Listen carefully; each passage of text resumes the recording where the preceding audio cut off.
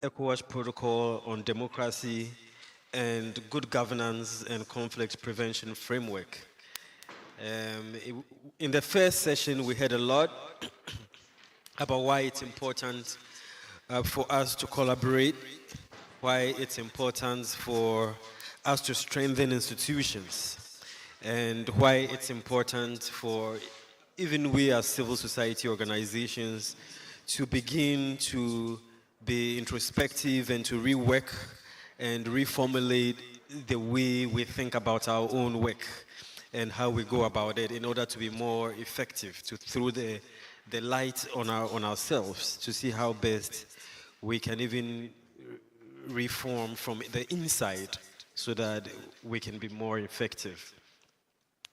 There was also a lot said about the legal framework and the way the constitutions have been set up in and of itself, and how that also hinders improving democracy.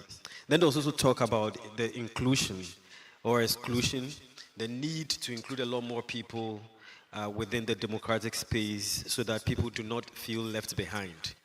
And I believe one of the last comments that we had was about accountability, how democracy is not being made accountable to the people, and so people then think that it is not working for them. And so there's the need to hold office holders, public office holders, more accountable, and for citizens to get that feeling that the system of governance is working for them and that the necessary goods are being produced or the necessary output is working or for them productively. So that was another major theme that we had in the first session. So now that we're moving on to the next session, we are hoping that we'll begin to get a lot more into some of the ways we can build, the civil society organizations, both from a normative, practical, and then from a more regional or case study perspective, especially with ECOWAS in the limelight. So without wasting any further time, I would use this opportunity to introduce the moderator for the next session. She is in the person of Madame Florence Eniayehu, an expert on gender and peace support operations. She's also the president of WIPS Porto Novo in Benin. Ladies and gentlemen, can we put our hands together for our moderator?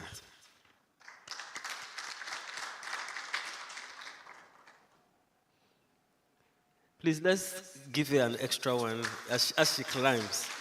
We're having gender balance. It was a male moderator, now it's a female one. So, really grateful, madam, and please take it off from here.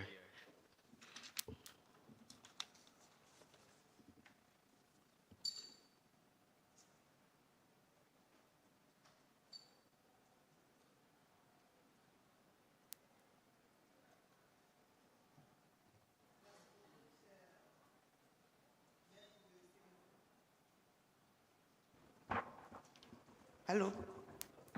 Thank you. Merci beaucoup, cher maître de cérémonie. Et je voudrais rectifier rapidement quelque chose. Je suis ici en tant que responsable suivi et évaluation du réseau des femmes leaders pour le développement, RFLD. Je vous remercie. Men's Network. Thank you. Now, we are going to talk about the effectiveness of the evaluation. So we are going to be talking about assessing the effectiveness of regional normative instruments against democratic backsliding in West Africa, the case of the ECOWAS Protocol on Democracy and Good Governance and Conflict Prevention Framework. The representatives of member states of ECOWAS adopted on 21st December the protocol named IBA, SPN BA 12, BA 01 on democracy and good governance as an additional protocol to the mechanism on prevention, management, conflict resolution, peace building, adopted in on 10th December 1990 in Lomé, and then another instrument adopted in 2018 in 2008 in Ouagadougou after the adoption of the Protocol on Democracy and Good Governance, and 15 years after the adoption of the Conflict Prevention Framework. Wademo's network has deemed it important to organize this meeting in order to reflect on a number of situations, including assessing the effectiveness of these instruments that I just presented in the member countries of this institution, of the ECOWAS institution. And so it is an honor for me to moderate this second panel, and I would have Mr. Professor Kwesi Prempe. Please, a round of applause for him. Welcome, Professor. And then I would now like to invite Madam Esther Teria.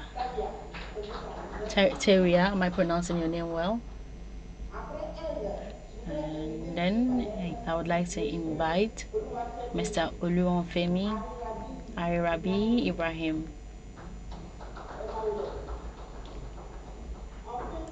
And finally, I would like to invite Mr. Albert Lamin Diata.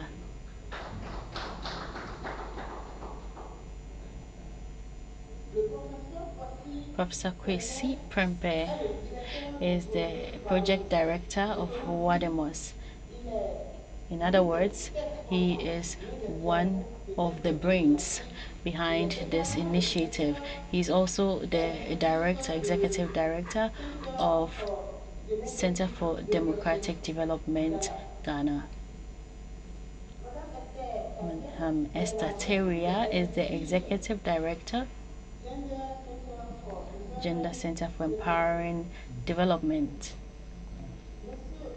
Mr. Oluwafemi is an independent international consultant for ECOWAS, African Union, and the United Nations. And finally, Mr. Lamin Diata, who is in charge of projects of the projects of Gore Institute. And so these panelists, dear panelists, my first question goes to Mr. Kwesi. My question to you, Mr. Kwesi, in 2021, it was the beginning of democracy in African countries. Do you think the adoption of the protocol was opportune? And today, what is the state of play of this protocol in the ECOWAS countries?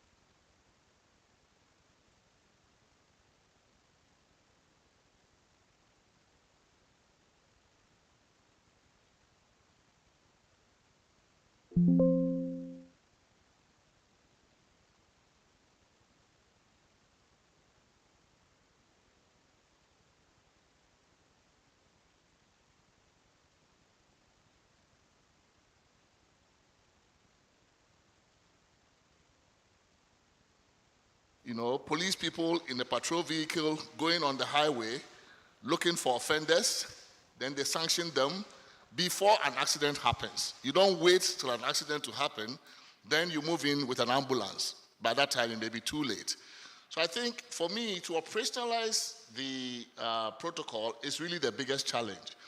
But I think it's doable. We have to move it from being just a document that sets out principles and standards to some rules and sanctions. So if you say, if you do X, Y, Z, this is the kind of sanction that will attach to it. I know it's difficult, but at least we must have something like that. Then the sanctions shouldn't be limited to these three that we have mentioned. Withdrawal of support for a candidate of the country, not hosting a meeting or not participating in the decision-making forums. We should have sanctions like, depending on the offense.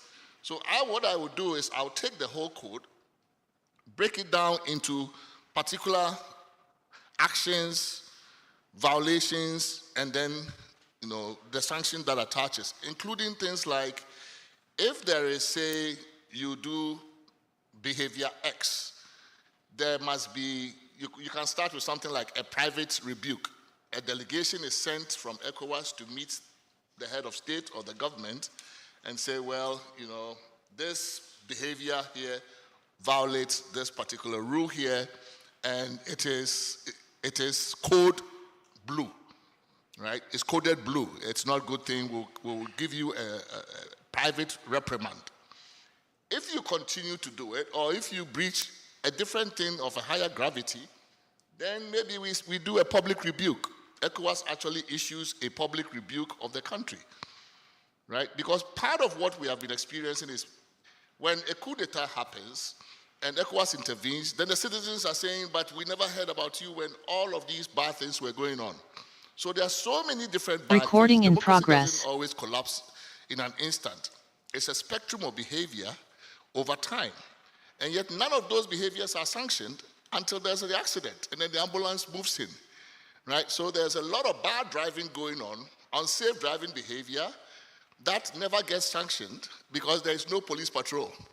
We just wait, and then boom, there's a fatality or a crash, and then, so I would actually reduce the code to a set of behavior along the spectrum, all across the highway. Some of it, not as grave as others. We code them, maybe those are blue. The ones that are, worse, amber, yellow, then all the way to red.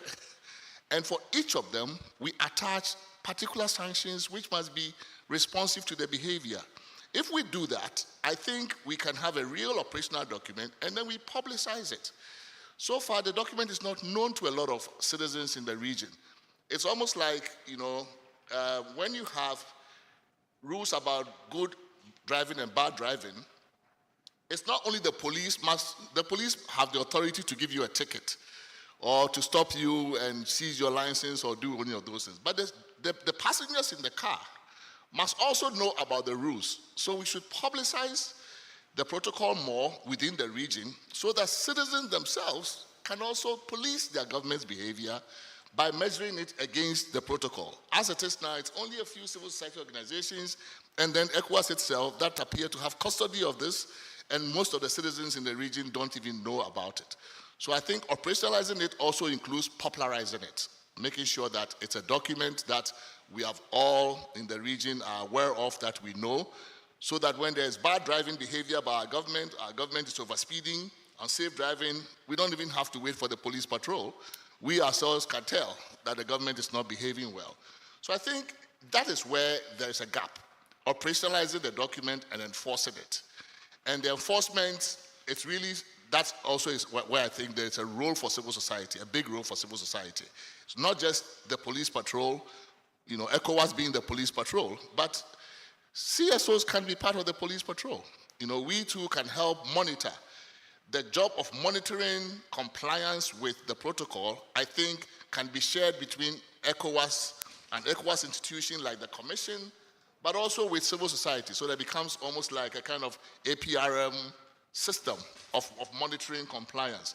So I think it's a positive document. Definitely the fact that it exists is good for the region.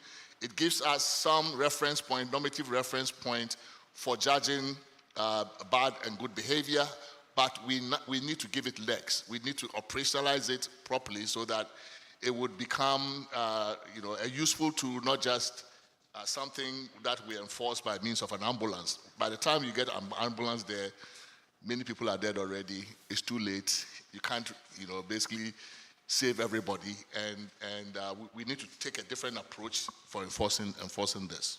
Thank you.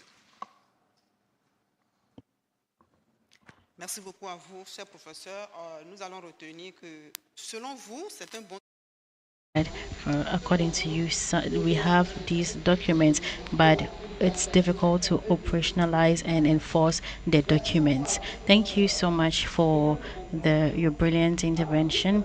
And now my question goes to Mr. Oluwafemi, who I'm going to ask to speak a bit about the state of play with regards to conflict resolution. Thank you. So I was saying that my question goes to you. Talk to us, please, about the state of play with regards to the framework for conflict prevention. Thank you.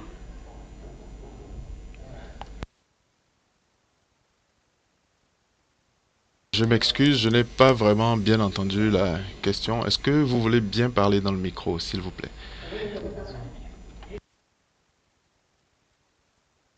Vous pouvez y aller, nous vous entendons. Prière de parler dans le micro.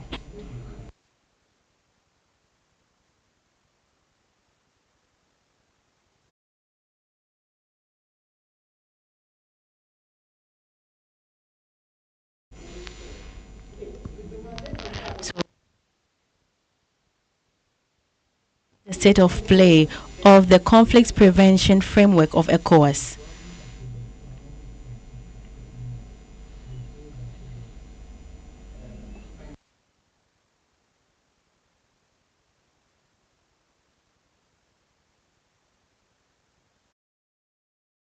To another topic entirely from what we prepared for.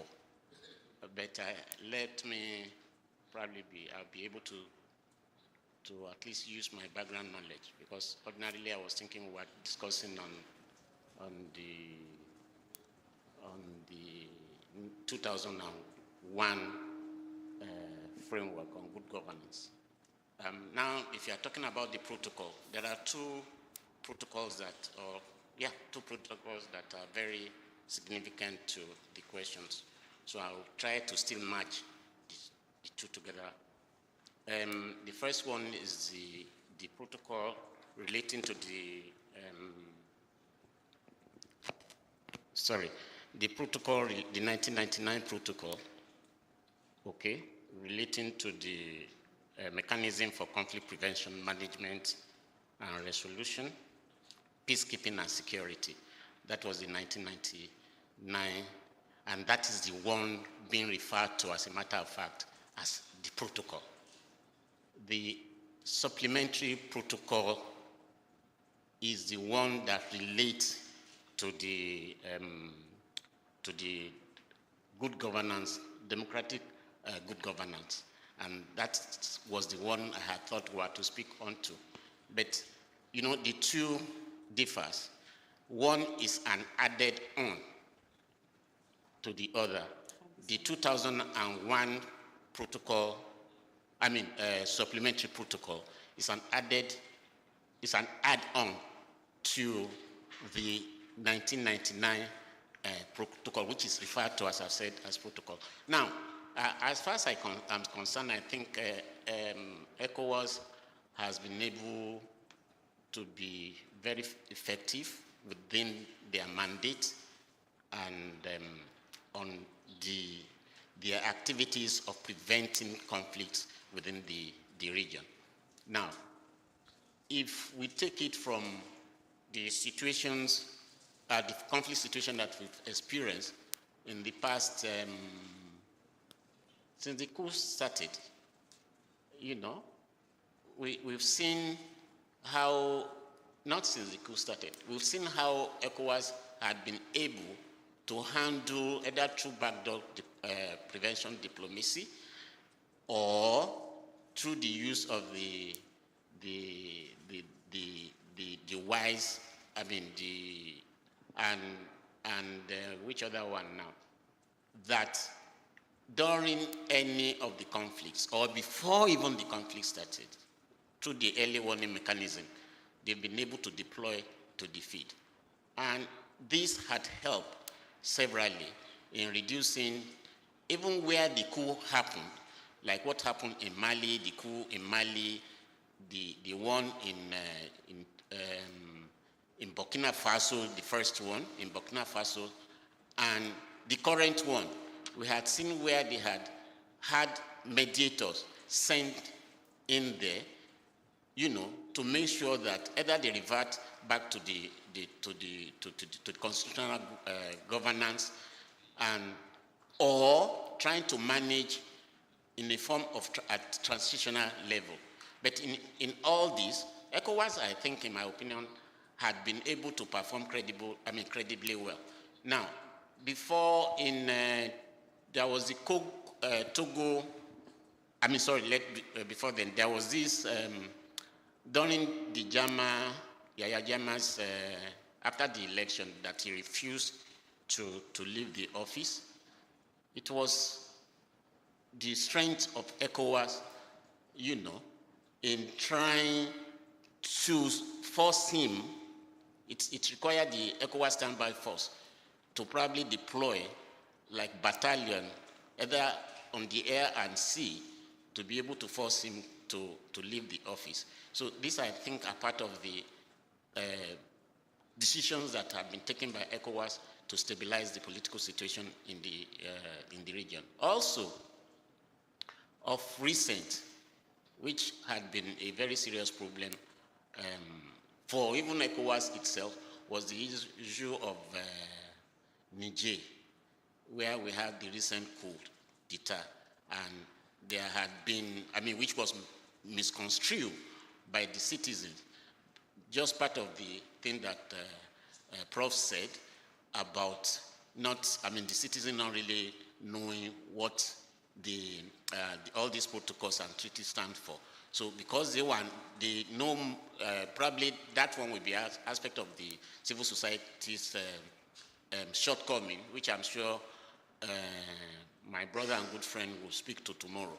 But we could see that some of them could not really work because, when they came up with the agitation that ECOWAS had done, like see if ECOWAS had actually done something wrong against them. I tried last 3 weeks when we had similar topic, I tried to let them know that, you see, if a country is a signatory to a protocol, and which says that you cannot contravene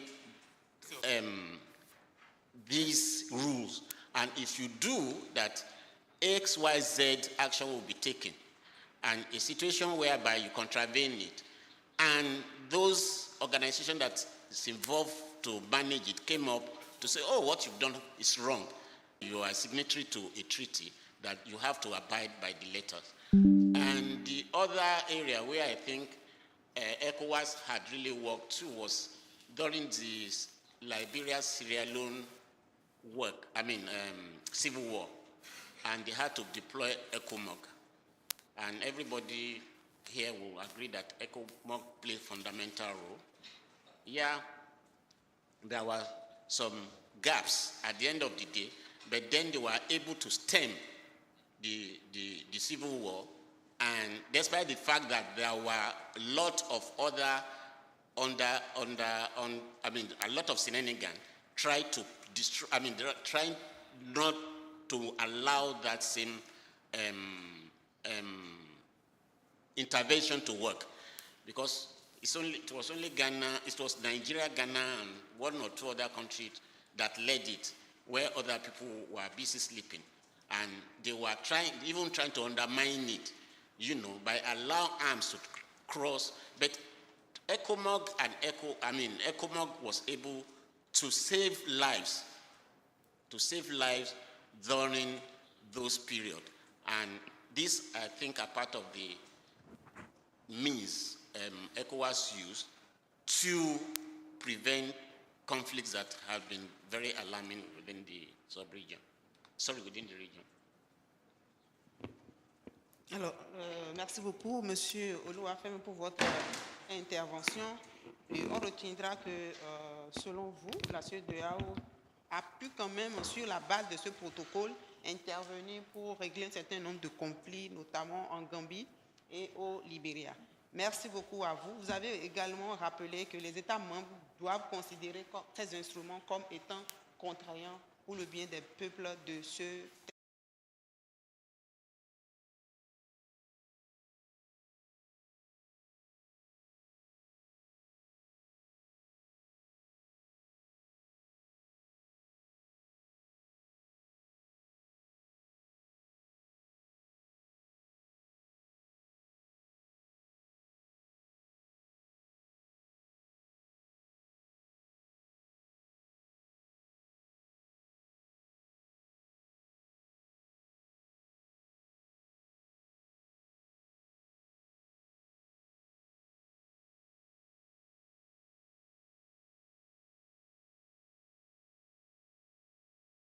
also share a little bit on the protocol itself. And coming from a gender point, I'm happy you mentioned the main protocol that led to this supplementary protocols, and also there's a supplementary protocol on gender equality and all that. And so for me, if you look at the whole protocol, the underlying factor in the protocol is on participation. And there are a lot of conversations, there are lots of articles, chapters in the protocol that speaks to citizens of member states participating in it, right from the local level upwards. From the ECOWAS perspective, I think if you look at some of the frameworks and the things they have put in place, ECOWAS have put in place, the election framework, which has led to having a regional ECOSOC, the election management body. And in this, ECOWAS has also realized the handicap that some member states have in administration of elections, in terms of logistics, in terms of finance. So within the protocol, it is mandated that every country that is going on election should receive some sort of support from ECOWAS. Liberia just received $500,000 from ECOWAS. Sierra Leone received $500,000 from ECOWAS. Sierra Leone, through ECOWAS, was able to get support from member states.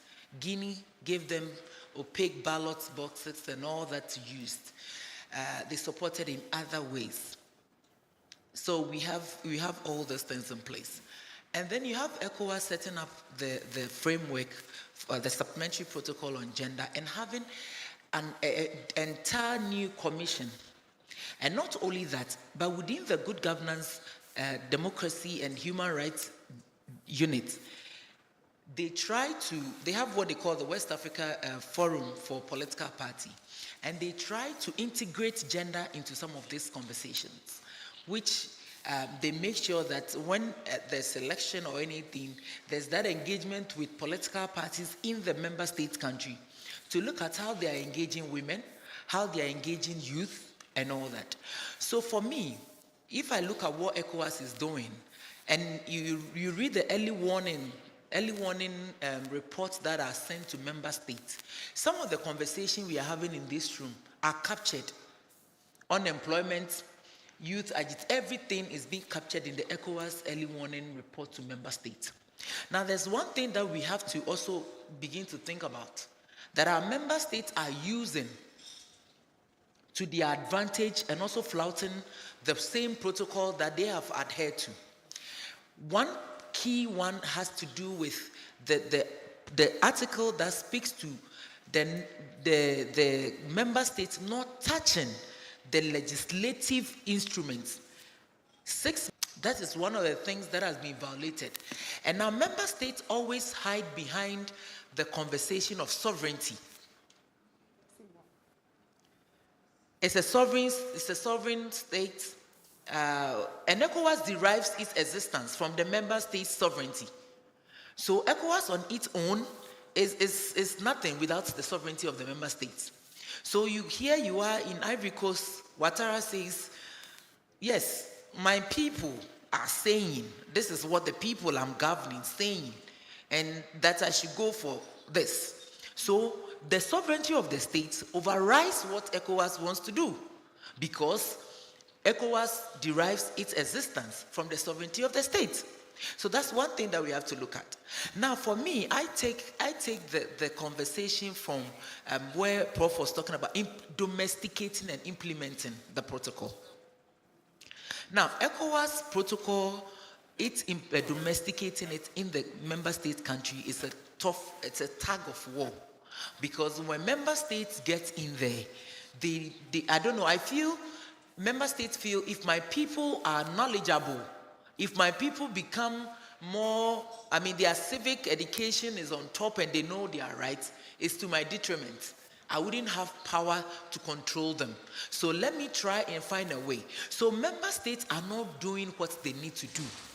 And really, sometimes, in this room, all of us sitting here, if I should even ask in this room, how many of us have taken our time to read the protocols of ECOWAS?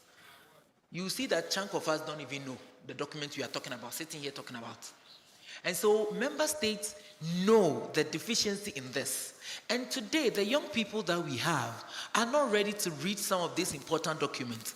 They are ready to talk about things that are very trivial and all that. So they are not, even if you post it on your page. Now, how many of them will take the pain to read? So they know. Our leaders also know our challenge. You understand? So how do we move the conversation from having just the document and actually, as civil society, saying that in the next 10, 20 years, how do we make sure that it is domesticated and implemented? Now, if you look at the ECOWAS protocol, you talk about decentralization is one of the key things. And all member states are practicing it. But you and I in this room can tell you that the people who are agitating for things don't even understand what the decentralized system is all about, what the local governance system is all about. In Ghana, we have never had a general election on local governance that's above 40%. Last time was about around 35%. Citizens are not interested. But at the local level, that's where the development starts. That's where the planning of your development, your immediate needs in the community is coming from. But nobody seems to be interested in this conversation. Nobody wants to go for this. In fact, we are going on 16th of December. Ghana is going to the polls for local governance. You go on the streets, even here, just ask any of the waiters in this hotel, do you know? They'll say, oh, we've heard about something. Will you go and vote? Oh, no. Because corporate West Africa is not interested in local governance. So no office is going to give them free day that go and vote and come back to the office. But when it's national election, corporate West Africa is interested because most of the corporates are looking for contracts and all that. So they are looking for the next president.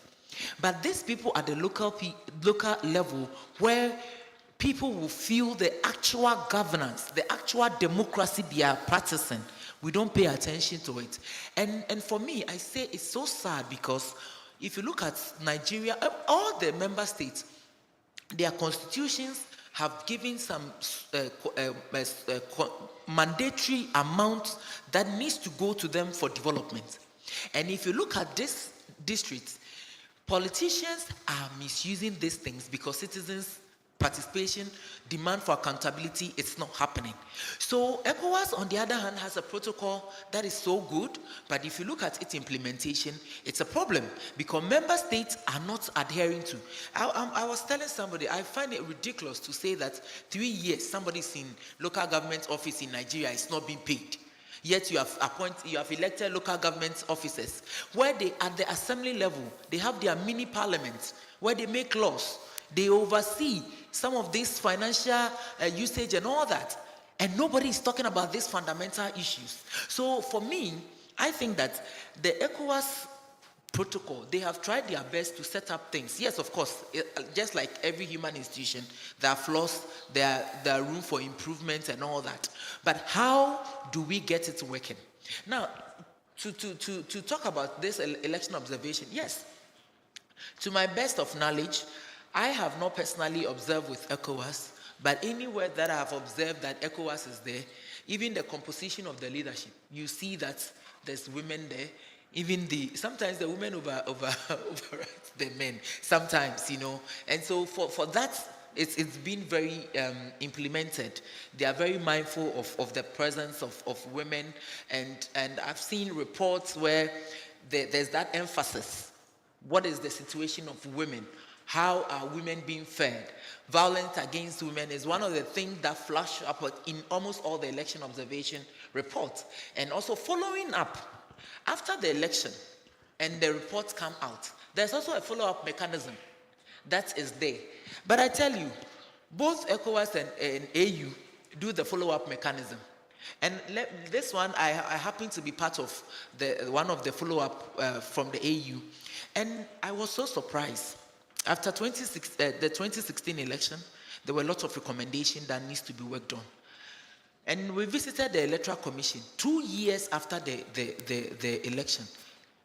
And they still say, we are now about to look at the documents. And 2 years.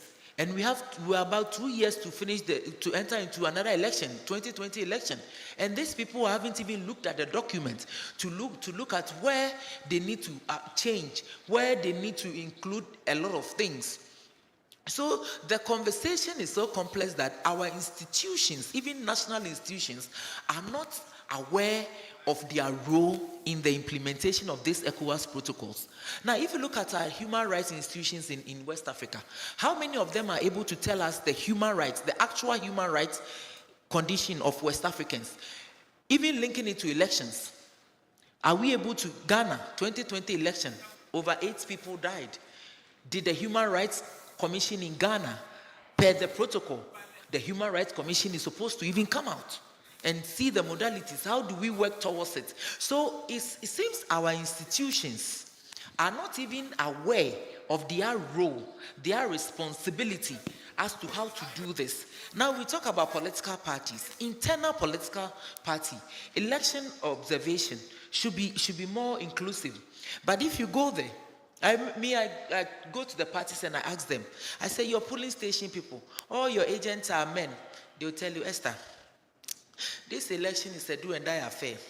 You next year, we'll discuss that issue next year. But as it stands now, we need the men so that when they are coming to snatch the ballot or when there is a chaos, the men can fight. And this is the mindset of political parties that we have in 21st century. And these people are the same people going to govern. And so what they practice in their party, they don't see why they need to do anything. Now, if you look at the supplementary protocol, it speaks to governments doing structural reforms, legislative measures to include women. How many West African countries have done this? Nigeria, no. Just recent, Sierra Leone have done it. Nigeria, no. Ghana, no. Ghana, 30 years of parliamentary democracy. Affirmative action. And it's so sad. You see the institutions that we work with. It's so sad. Just this, I think this week or last week, we had the Speakers Forum. And the Speaker of Parliament, I quote him, he said, we will not pass the affirmative action under an instrument of agency. And I laughed because I realized that he has fallen short of the knowledge. Because before becoming a speaker, he was a member of parliament. And per the rules, if a country goes out there to sign, ratify, so far as parliament has ratified, it automatically becomes a law. And it has to be domesticated. We have signed on to all these protocols from UN, AU to ECOWAS. We have signed on.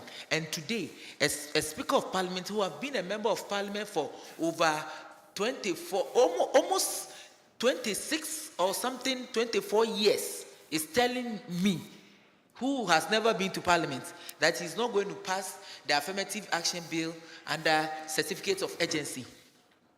You see? So you see how the institutions themselves do not understand the power that has been bestowed upon them. So here, if ECOWAS come to Ghana and talk about it, see a Speaker of Parliament, look at his demeanor and his posture. So what would ECOWAS do? Meanwhile, the law is clear. If the president signs it and the parliament doesn't ratify, it can't be. We've seen member states that, I mean, if you go to Botswana, the Maputo Protocol in Botswana have not ratified. They have signed with excuses in certain clauses asking for a review. So it is not binding on them. You can't do them much because their parliaments have rejected that ratification level. But you come to ECOWAS, they sign the documents without even reading. And then it comes to implementation, they begin to think that somebody is forcing them to do the right thing. And that's the mindset of the speaker. He said, nobody can force us. IMF cannot come and force us. But did IMF ask you to sign CEDAW? Did IMF ask you to sign the Africa Union protocol on human and people's rights, the Maputo Protocol? Did IMF ask you to append your signature to the supplementary protocol on gender equality in ECOWAS? No. So we need to have a conversation. How do we move the institutions within West Africa to understand the framework? I'm sure most of our institutions don't even have access. They have never read the protocol to even look at what is their role in achieving this protocol. That is where I think we begin to look at the conversation from that angle. Thank you.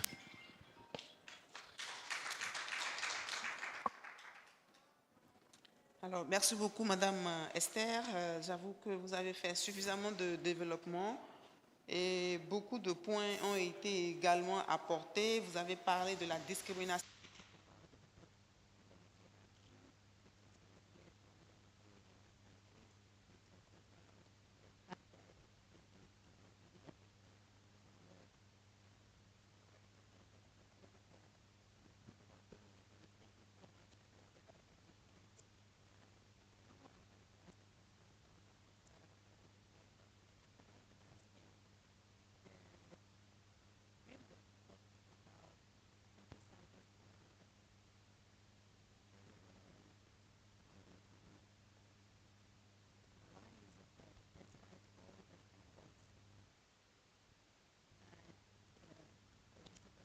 These institutions, it is so difficult to prevent conflict.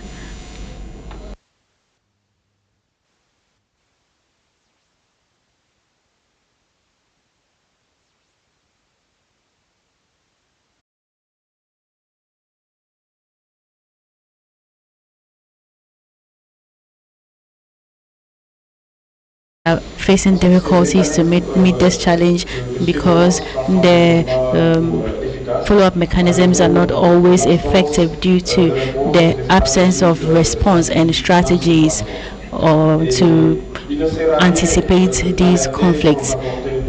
We cannot alert without bringing response.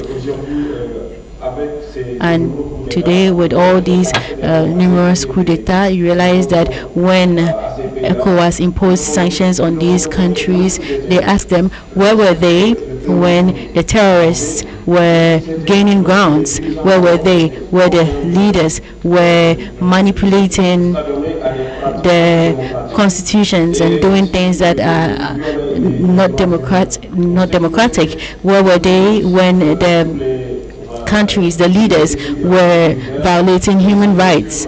And so this is a really important issue that we are discussing, and also the limits on mandates. It's all very important. Now I'd like to come back to the challenges, the security challenges. Today pushes what they are advancing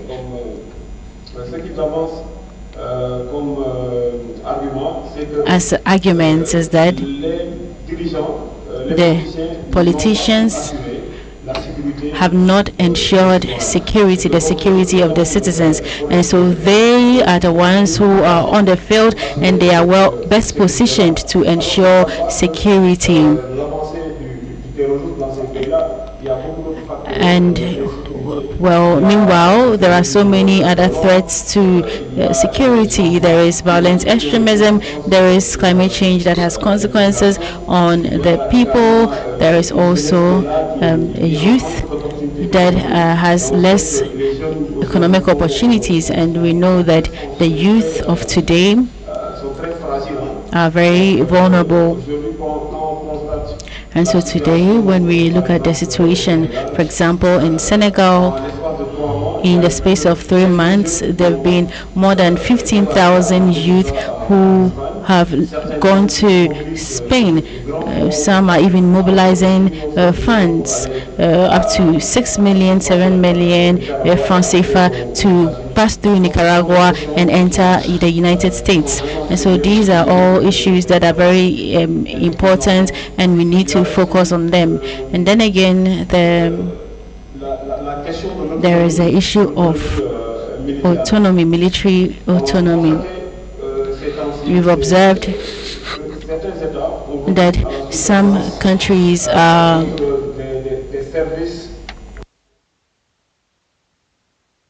subcontracting foreign military forces, for example, Wagner of Russia, and so they call onto these foreign military to come and ensure security in their countries.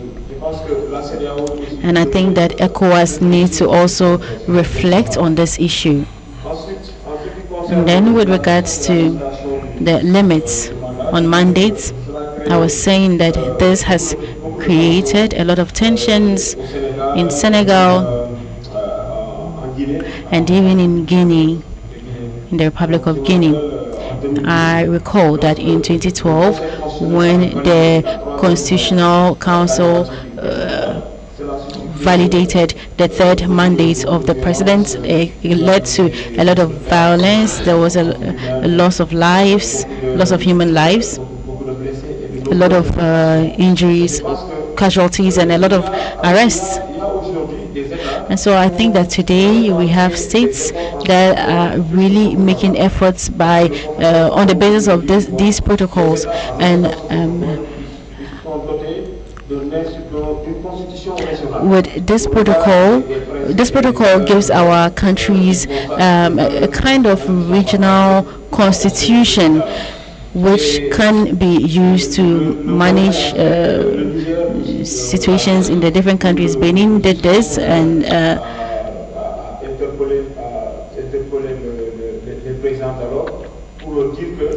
the president of the country was called on to, and he was reminded of the fact that there is this protocol that prevents going beyond 2 mandates. And if in Benin this worked, but in Niger it did not work because the president of the republic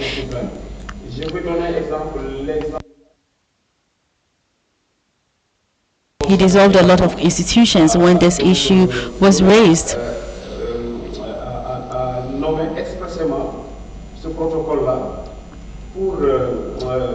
And I believe this protocol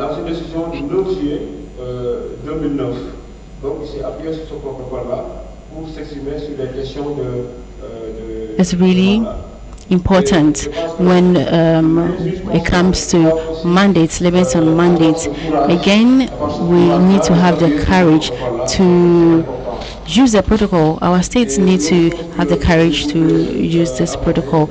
Another element that I would like to raise is that ECOWAS renounced the project on limiting mandates, because in 2015 there were countries that opposed.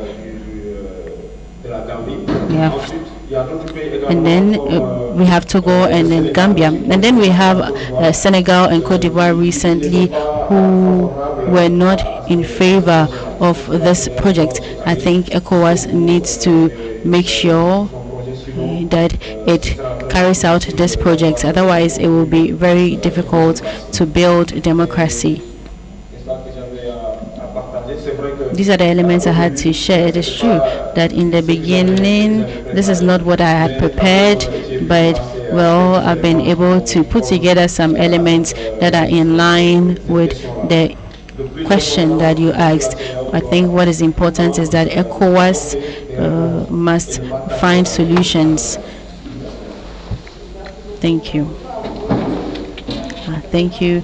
I would confess that it is quite normal, because when you talk about protocol, it's quite vast. We have the protocols and then we have the frameworks on the issue. But we have very little time to talk about all these questions. Now, the last question will go to Professor Kwesi. He has an intellectual baggage that I'm really impressed by. Article 29 of this protocol, paragraph 1 and 2 says that the army is the protector of the nation. Its mission is to defend the integrity, the territorial integrity, and the democratic institutions. Paragraph 2 says that the forces have as mission to ensure the respect of the law, ensure the law enforcement. To Professor, what do you think of these two paragraphs, looking at the security situation in the ECOWAS space with 4 countries in political transition?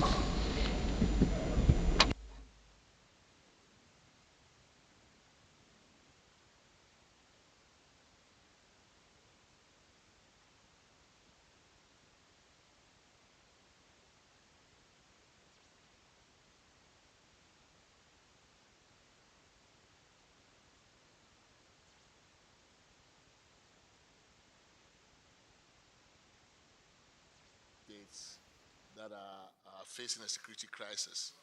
Certainly, their capacity, because of the crisis they are faced with, some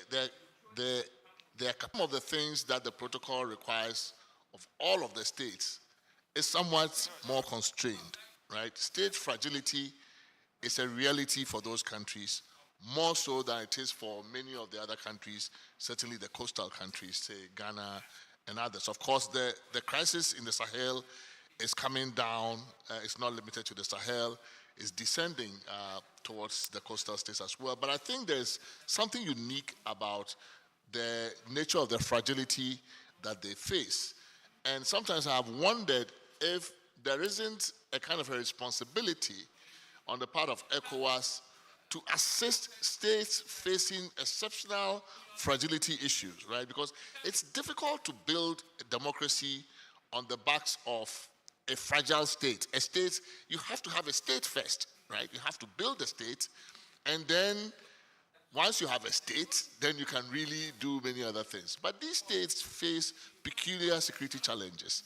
And for me, while I understand, of course, that it is important to identify a particular role for the military because of the history we have in the region, this protocol is coming against the background of coups d'etat that led to conflicts in Sierra Leone and Liberia and many other parts. So yes, we want to limit the military and its intrusion into civilian politics. We want to define a certain boundary, division of labor between what the soldiers can do and what the civilians can do. And that is why we have this provision there. It is more or less saying that we must have civilian control over the military, which is fine. It's an important principle to have before you can have a democracy. You must have civilian control of the military. The military must respect its boundaries and the democratic institutions. But I think beyond that, when you are faced with peculiar state fragility issues, then the military becomes difficult to contain the military in the space that we usually would want it to be in, because the more you send the security forces to deal with issues of territorial integrity, even law enforcement and the like, the more it becomes really difficult to contain them. So I have always wondered whether or not we shouldn't have some special case, not that we should make a waiver of the protocol for them, but that we should invest, ECOWAS should invest substantially more resources on the security side to shore up our brothers and sisters facing peculiar fragility crisis in the Sahel. Of course, the UN and others have done that through peacekeeping and other forms of support. But I think that within the protocol, if there is a way in which ECOWAS itself could say that countries facing these kinds of issues have peculiar challenges, and we will do X, Y, Z for them, or I mean, we will invest special funds, resources, because when these things happen, like you said rightly, the people say, well, when we're facing terrorist attacks, where were you? Right? Why are you now coming to say that we can't take over the governance of the country? We are the soldiers, we are the ones who are dying on the front lines. It's not the president, it's not the parliamentarians. So if we think our lives are on the line, why do you think we can't do that? And usually there is not a very good answer to that question. The same way when citizens don't know what ECOWAS is doing, right? I know ECOWAS does a lot of things behind closed doors. You know, mediation, quiet mediation and all of that. The difficulty with that for me is that ECOWAS is facing a legitimacy crisis in the region, right? Citizens need to know what it is doing. Doing things behind closed doors with your leaders is not good enough when you are faced with a legitimacy crisis, right? Citizens must know that when the president did this, the president was rebuked publicly because they violated this principle, and under that principle, the sanction is a public rebuke. So ECOWAS must move away from this clubbish thing, doing things in private and confidentially, to doing some of these things publicly, so that citizens can tell when something happens that actually ECOWAS was there for us when this happened. And I think the same must apply to the security situation, because really, I see the challenges in Burkina Faso, in Mali and Niger, and the Sahelian case as very special cases that require maybe a much more proactive, right, more than a passive. So far, ECOWAS looks like it treats this protocol almost in a passive way. Only when something happens, a coup happens, does it intervene. But for those countries facing peculiar security challenges, ECOWAS must, I think, be more proactive so that the citizens will recognize that ECOWAS has been there for us, been doing something actively, not just, you know, cede it to the United Nations or the EU or whatever, but perhaps ECOWAS itself maybe should take these resources and do something really visible for the people to know that it's been there for them. Because if you don't do it that way, and a crisis happens and you step in, you shouldn't be surprised when you get a cold shoulder. The citizens are like, you know, where have you been all this time? You know, so for me, I think it's an important principle, but how can it apply across the board? It's easier to apply that principle, say, in Ghana than it is to apply in Burkina Faso. You know, a civilian control of the military is a very much easier principle to apply when you are not faced with security, perennial, constant, daily security crisis, than when you are faced with them on a daily basis. And I think that is the kind of distinction that I would want to see ECOWAS make in these, especially with the Sahelian cases.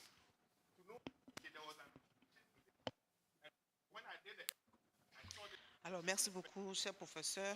On comprendra alors qu'il faut régler les problèmes. Understand that we need to resolve the problems. Thank you so much, Professor. So the takeaway is that we need to resolve the issues by case. And so, because we have different contexts, thank you so much for your contribution. I think that all the panelists have been able to speak.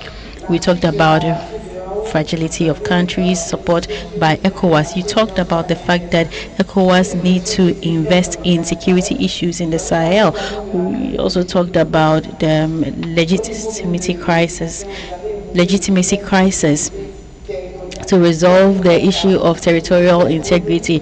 And then you came back to the issue, the fact that the populations expect ECOWAS to be present and not only intervene in the case of crisis.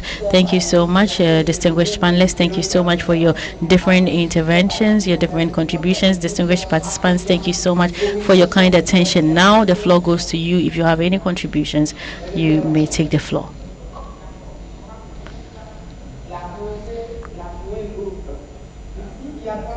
Yeah, we have 3 people, so we'll quickly take them and then we come to you. Did you raise your hand? So we start. You have the floor, madam. I just want to say that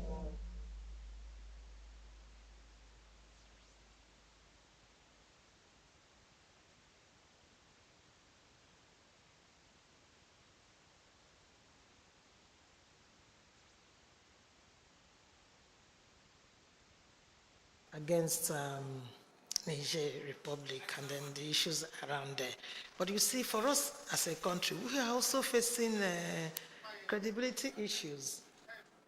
And so you can see that you cannot sanction another country when you are facing same situation. So we need to, have our leaders understand that democracy is very important to uphold, and that means that elections should be seen to be free, fair, and credible. When we have crisis of, and then people not understanding or supporting the electoral process, it will deny you the strength to speak against other situations in another country. So I think that is one area I want to look at. And then I want to agree with Esther also that we need, more inclusion. It's not just written inclusion, but a very participatory inclusion that will include persons with disabilities. Thank you. Merci pour votre contribution. Thank you for your contribution.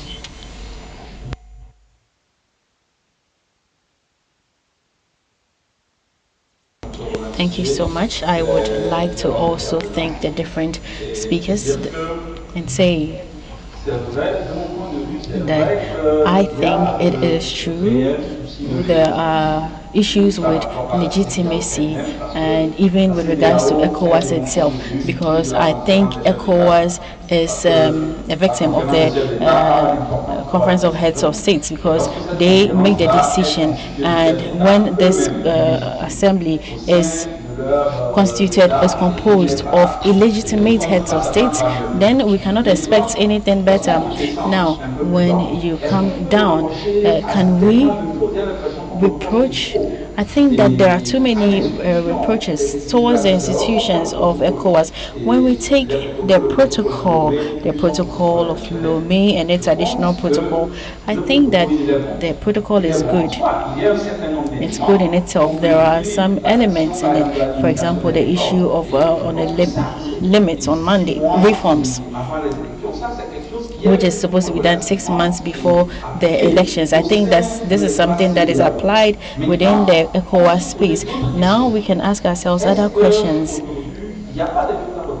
Aren't there things to reproach vis-a-vis the forces who are taking hostages, and do they respect the commitments of the countries with regards to these protocols? I think we can reflect around these, and I'd like to add, Mr. Premper thinks that our countries are not investing, have sinned by not investing enough in security, because there can't be development without security, just as there can't be security without development, neither can there be democracy without security. And so there is an interconnection between all these elements, and I think it's really important that we emphasize on them.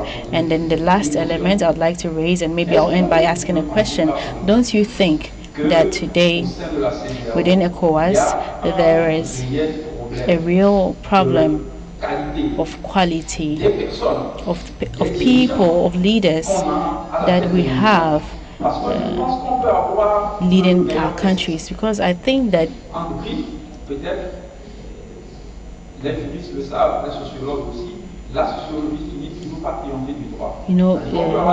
we can have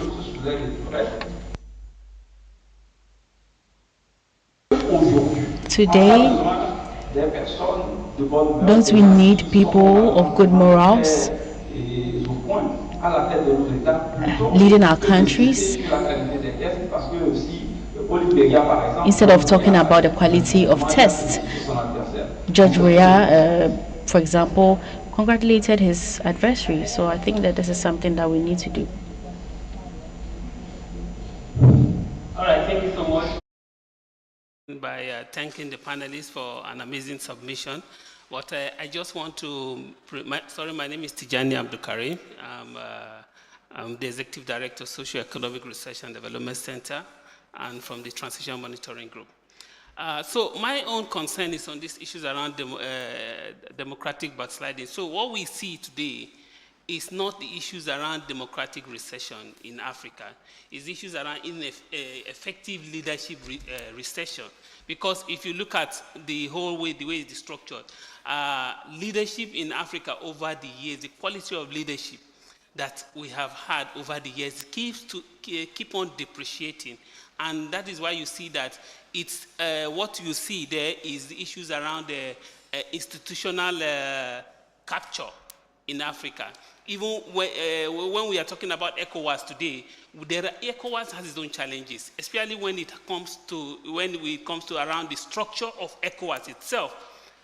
For instance, at the height of when Nigerians were talking about the credibility of an election that was done, that Nigerians were doubting how credible these elections were, we had the president that was elected then had gone to become the chair of ECOWAS.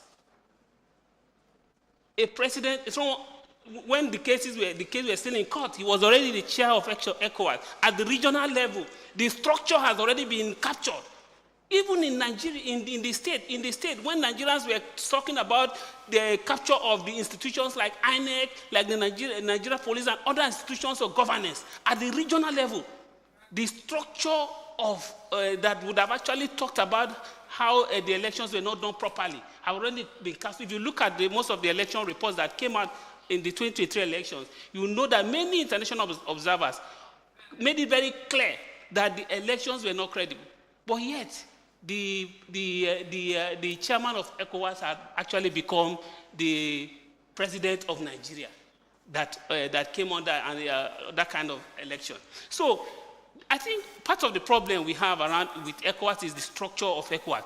Why don't we begin to have this conversation of taking the chairmanship of ECOWAS from the hands of the political elite? I don't know how that works, but I think that is what I'm expecting to hear from the panelists. Do we see a situation where we have the structure, the leadership structure of ECOWAS, just like we have with the United Nations or other regional communities? How can we have this kind of the structure to be under another leadership, not the political elite themselves? Though we can actually have a structure where they can form an advisory role, but not the real structure of ECOWAS. So I want to hear your points on this issue. Is it possible? How can we see the possibility of having those structures effective in that direction? Thank you.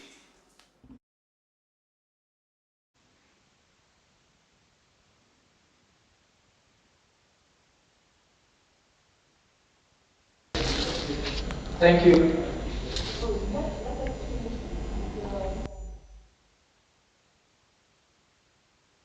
Is twofold. 1 minute.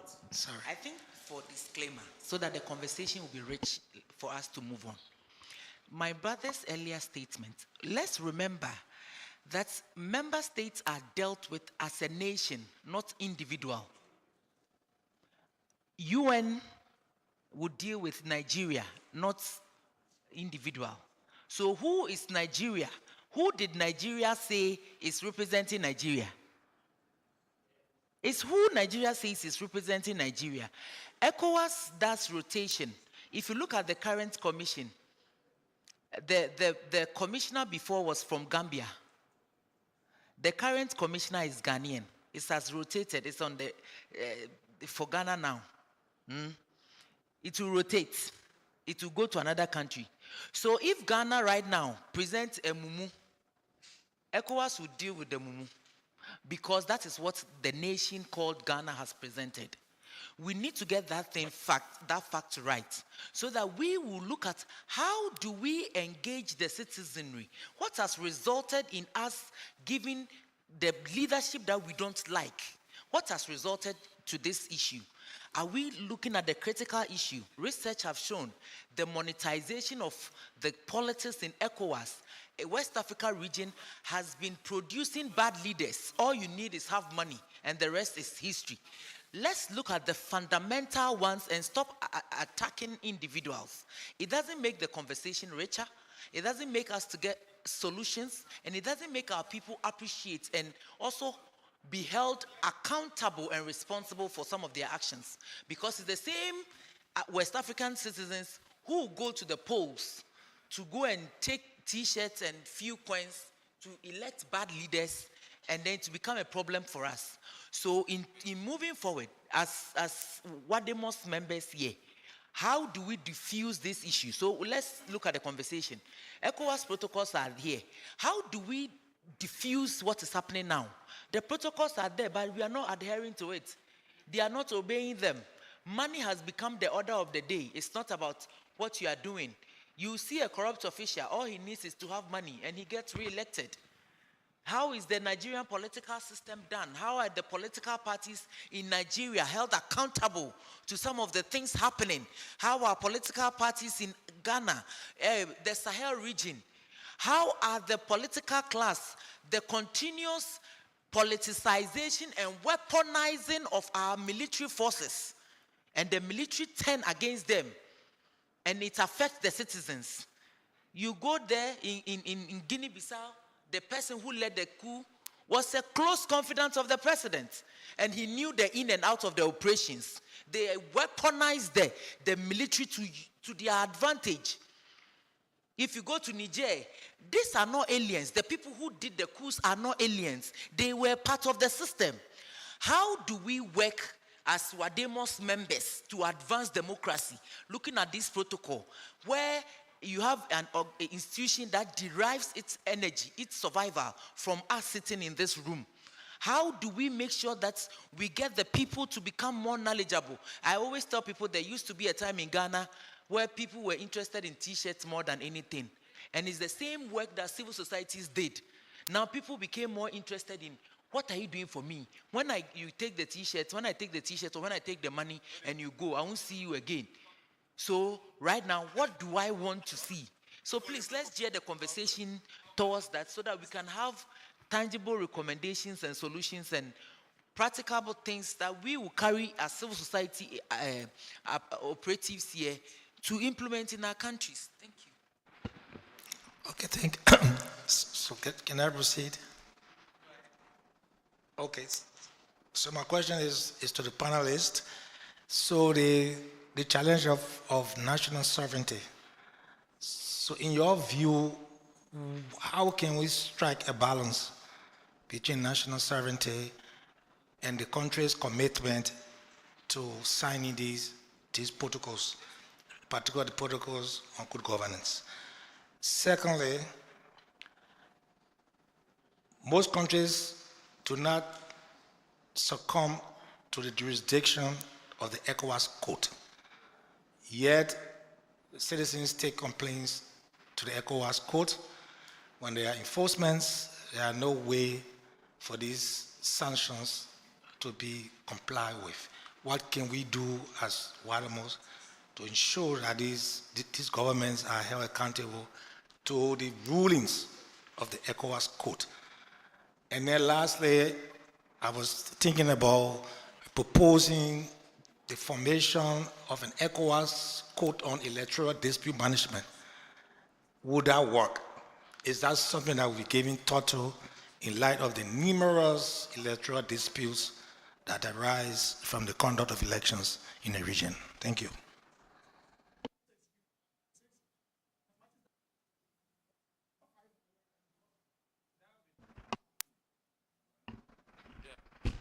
Hello, bonjour, good afternoon.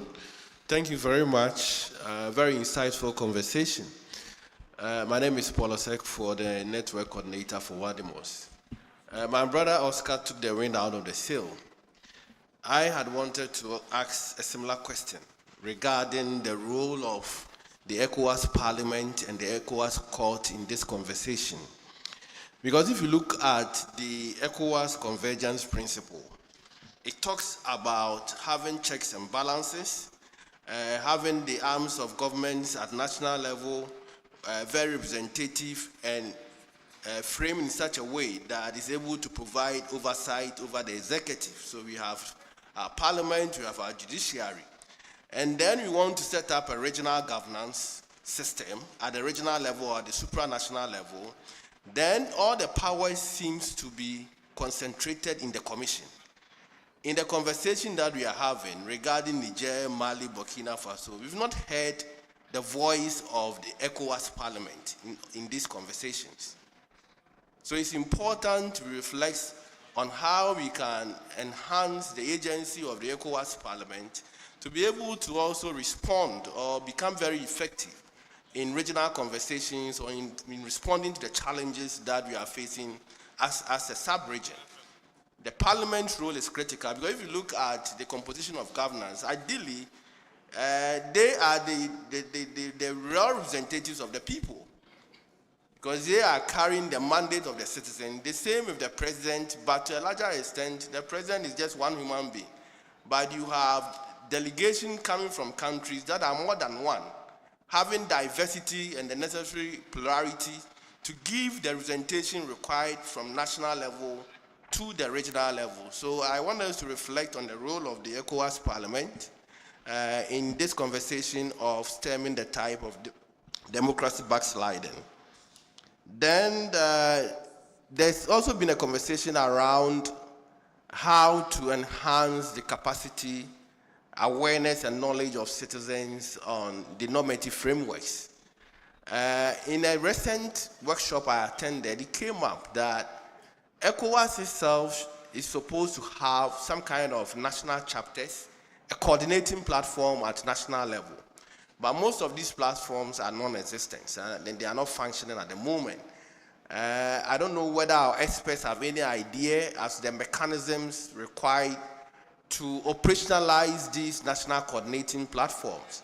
My understanding is that it's supposed to be championed by the Ministry of Foreign Affairs in each country, and ECOWAS is supposed to support its operationalization. Fortunately, I have my brother, Mr. Siedu, here. Maybe if he gets a chance, he can advise us on that as well. And this body, the National Coordinating Council, is expected to have CSOs and other. It's a multi-stakeholder platform that can give entry point for citizens to interface with ECOWAS from the national level as well. Thank you. Merci beaucoup, cher coordonnateur. Nous sommes à présent dans cette rangée-là. On this row, we will start with the first table.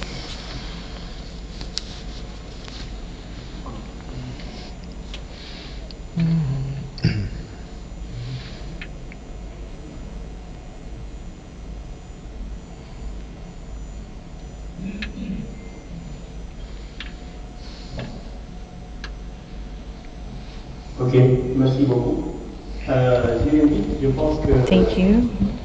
on a pratiquement I fait le think procès de la CEDEAO. That we've talked a lot about ECOWAS, and I believe I agree with one of the conclusions of Professor Prempe when he said that ECOWAS is facing a legitimacy crisis.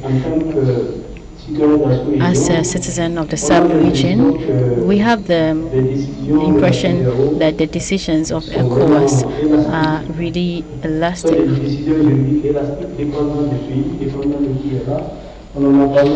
We've talked so much about this, and I think ECOWAS needs to be stable in its decisions. And all sanctions that must be applied to one country must be applied to another country. But sometimes we have the impression that there are some countries for which we vote for lighter sanctions or no sanctions at all, and for some countries where we quickly opt for sanctions. And someone said that talked about reform of ECOWAS. I think it would be a great idea. But when we look at the protocol itself, I'm wondering, because in the protocols that we talked about here, it is indicated that all constitutional changes are prohibited 6 months before the election. But you know, our leaders play with this. So the 6 months you're talking about, should we extend it to 1 year, or should we say that a president who has already finished his first term and in his second term, should we say that such a person should no longer have the opportunity to change or manipulate the constitution? So I think that we need to think about the period.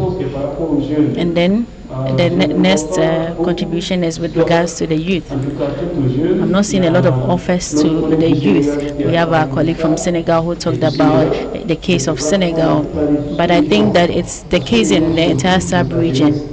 In Guinea, for example, there is a movement that we call Leaving Guinea movement. The youth are leaving massively, and I think it's not advantageous to our sub-region, and so we could reflect on this for Wadimos to make recommendations to ECOWAS on how to retain our youth. Thank you.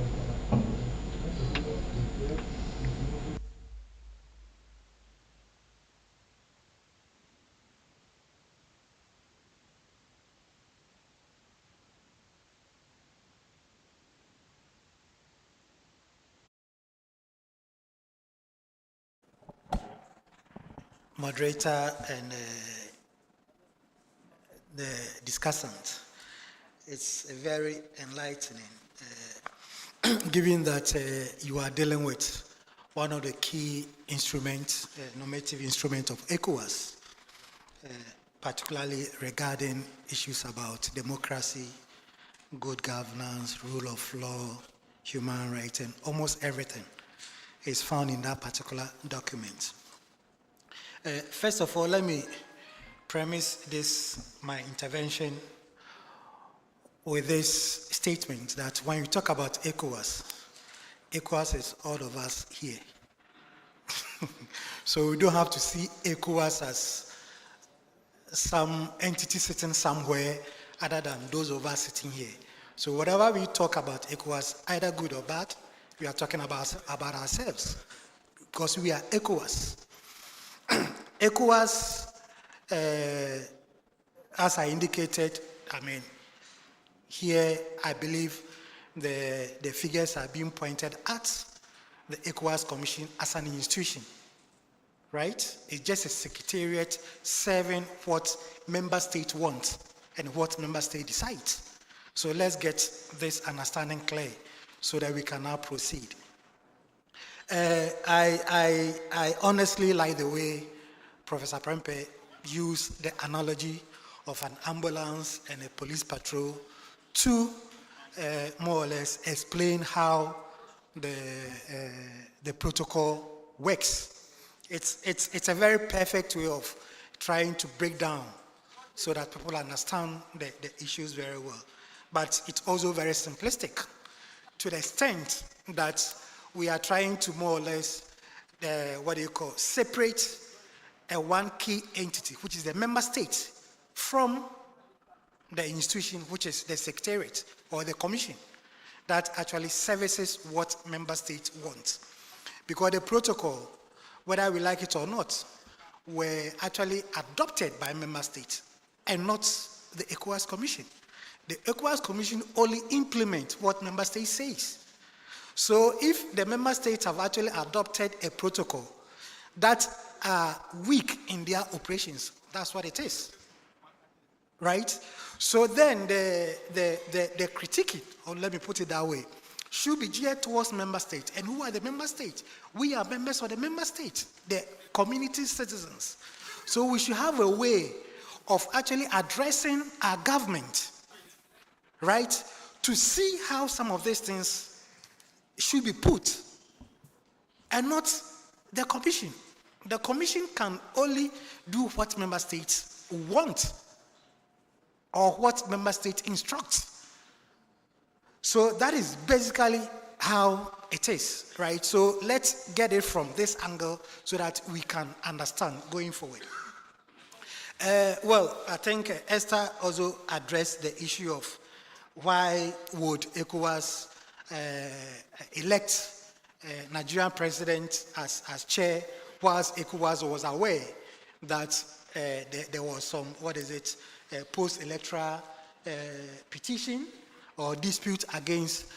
Positions are ceded to countries and not individuals, as Esther said. So, assuming the court process had overturned, whoever gets endorsed by the court would be the chair of ECOWAS and not Bola Ahmed Tinubu, who has been disqualified by the court, so to say. So whoever is given that individual who serves as president is the chair.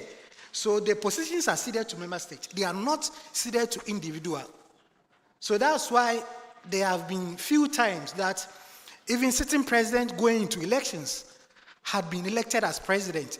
It never meant that if they had lost the elections, they would still retain or maintain the position as chair of ECOWAS. The incoming or the new president would have assumed that position.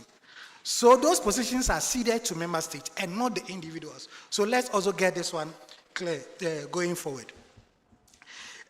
On the issue of what ECOWAS is also doing on security in the Central Sahel region.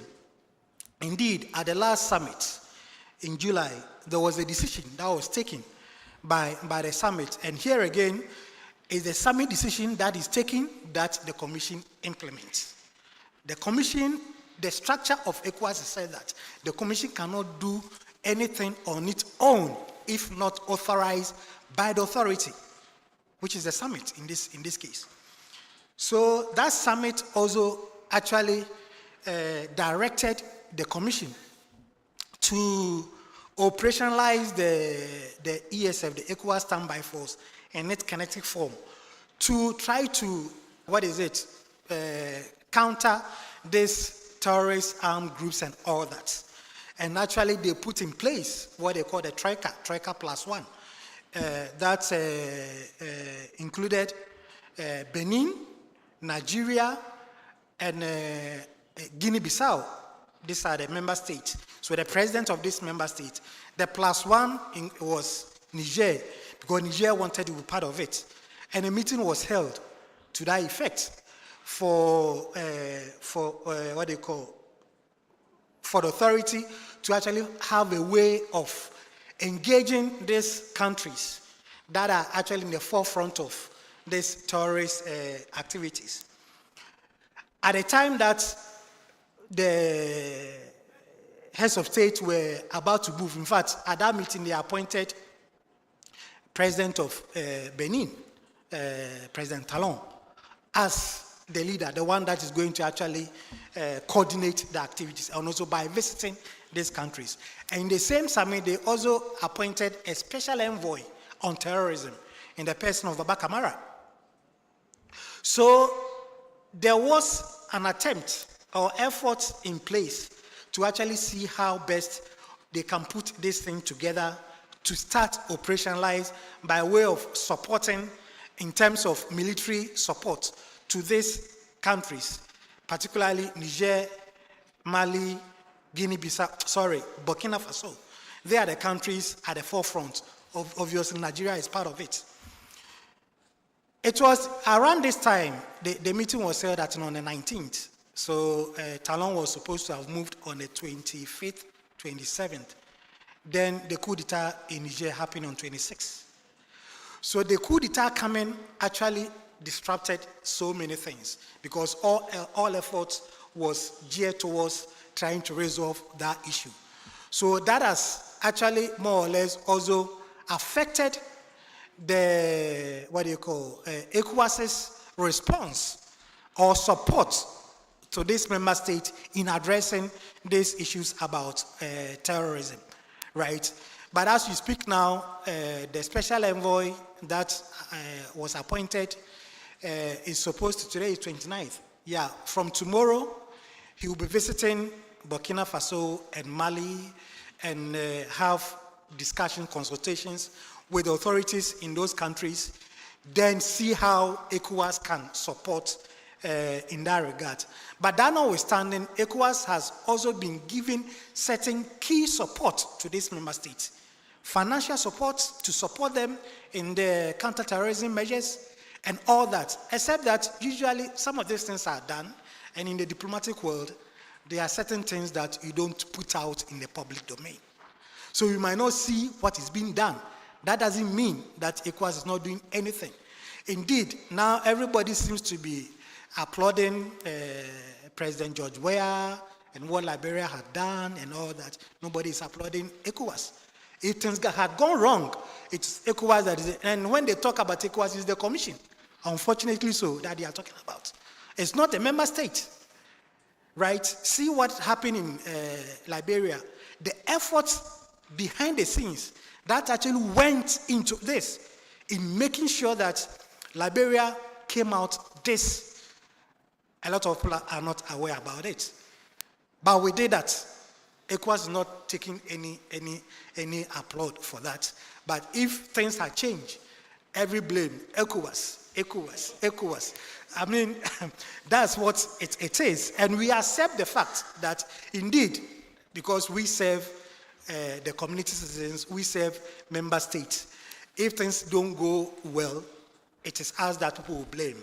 Nobody blames the member states that are actually behind all these things. So I just wanted to put some of these things so that we clear our minds that when you speak about ECOWAS, ECOWAS is us. All of us here, as far as you are West African, you are ECOWAS. So let's understand it from that way. Then we can now move forward to see how best as CSOs we can also help the targets, the commission that we are targeting, to be able to address this, because these issues are actually residing with us in the member states. So if we're able to address our government in our countries, then effectively we are addressing ECOWAS. Because whatever happens in member states is the reflection of what happens at the regional level, right? I know, I heard Paul J'ai entendu Paul poser une question, mais il a mentionné mon nom. J'étais en train de dire quelque chose, je n'ai pas vraiment entendu la question. Il a parlé de mécanismes. Longtemps, on n'utilise pas le micro. Les interprètes n'entendent pas. Est-ce qu'il s'agit de l'alerte précoce? Yeah. Thank you very much for also correcting me, because I wasn't sure. Merci de m'avoir corrigé. Thank you. Je n'étais pas vraiment sûr de ce dont vous parlez. better clarity. Mais s'il y a d'autres problèmes, je pourrais intervenir pour fournir des éléments foundational level, so we know how to address the issues. Thank you very much. Merci. J'ai envie de vous dire merci beaucoup pour ces éclaircissements-là qui étaient très importants pour nous. I give the floor now to Mr. Sebo. Yeah, I just wanted to have, no, it's okay, it's not your fault.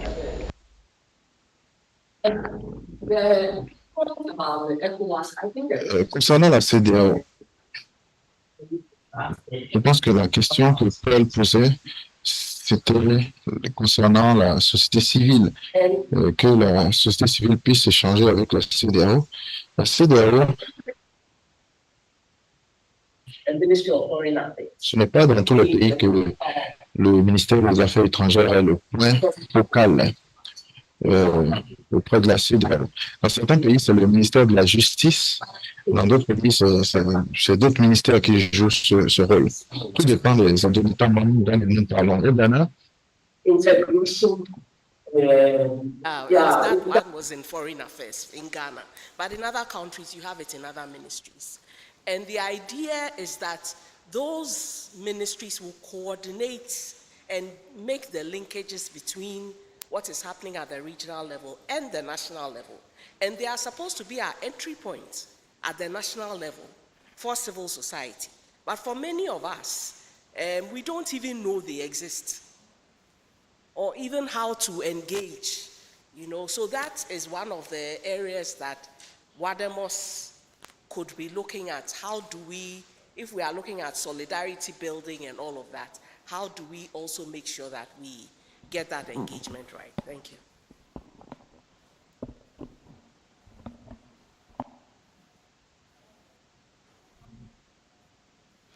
Merci, madame. Je salue les panélistes Et je salue également la Thank you, Madam. I'd like to commend the panelists and also the quality of the contributions, which are really relevant.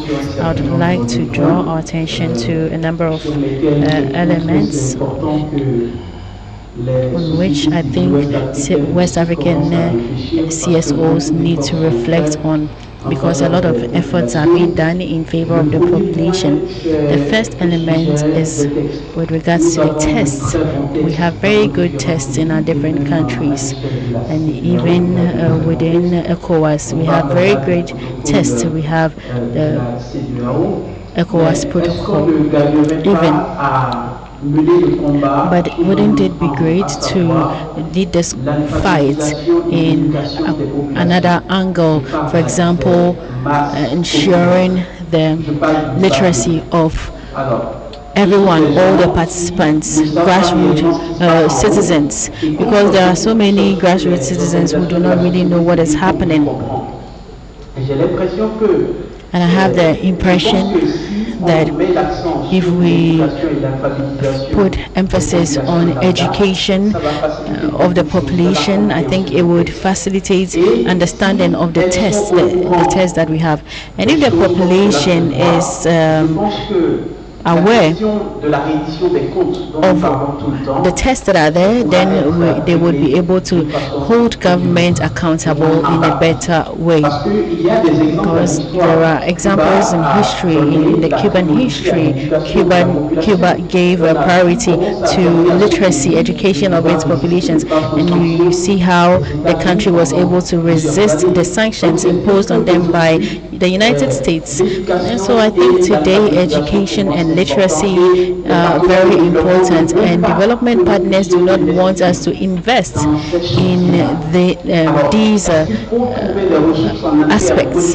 So do we need to mobilize funds internally within our countries to be able to ensure education and literacy of the populations? And then the second element is with regards to our heads of states. I think that the majority of the problem is on them, comes from them. We have a lot of them who manipulate the constitution so that they can stay in power for a longer period, and they also do everything possible to remain in power. We have some presidents. It is rare these days to find a president who contests elections and loses. Mostly they win, and they do this by manipulating. And so when the heads of states do not respect the decisions of ECOWAS, then what message are they sending to the population? As Professor Prempeh said, when the heads of states do not take measures to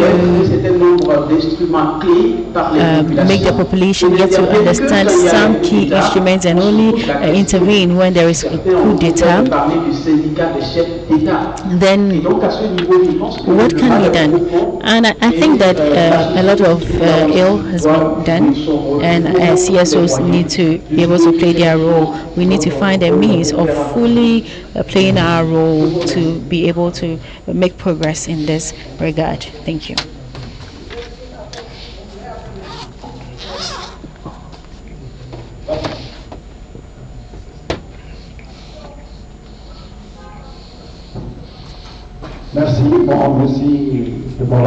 Thank you for giving me the floor.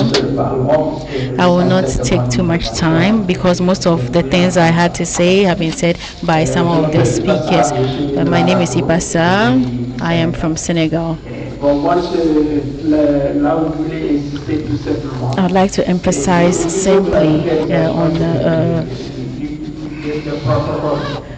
popularizing or making the protocols popular. You know, our problem in Africa is that we create tests, and as he said, we create good tests, but unfortunately these tests, the problem comes up when we talk about the implementation of the tests. It is really difficult to implement them, and so we need to have within ECOWAS, we need to have an ECOWAS for the people and not an ECOWAS for heads of states. In Senegal, we usually say that ECOWAS is a syndicate of heads of states.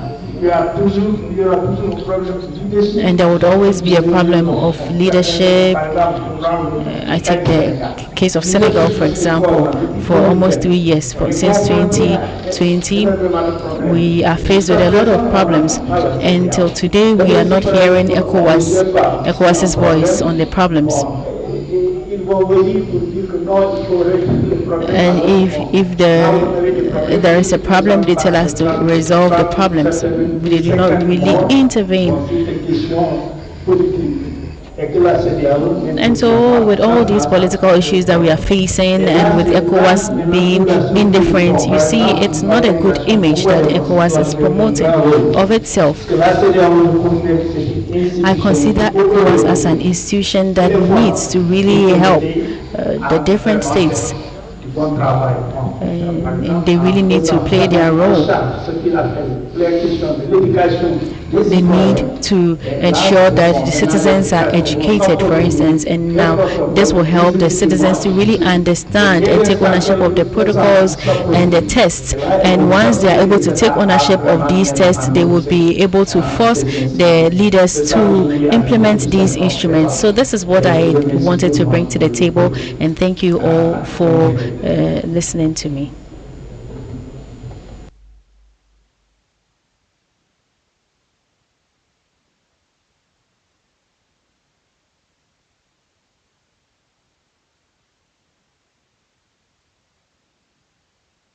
Congratulate the panelists for their dynamic presentation, very hot presentation.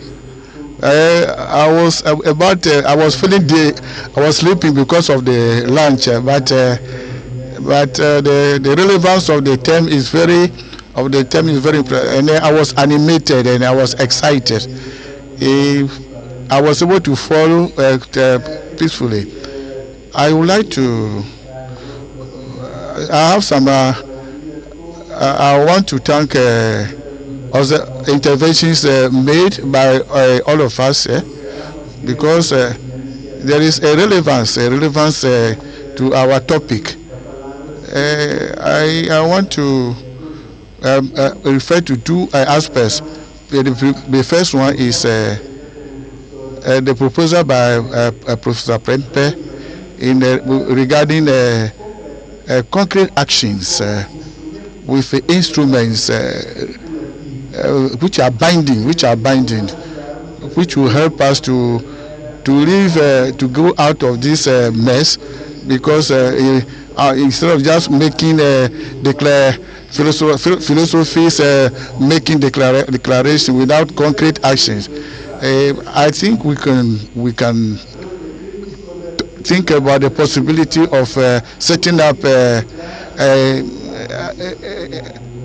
how we can strengthen the secretariat so that which instruments must be reviewed, which aspects must be amended. We can advance the conversation touching on concrete things within the ECOWAS. I'm saying this because I would like to. According to the observations made, I'm talking. It is based on the observation. Talking about ECOWAS as an entity.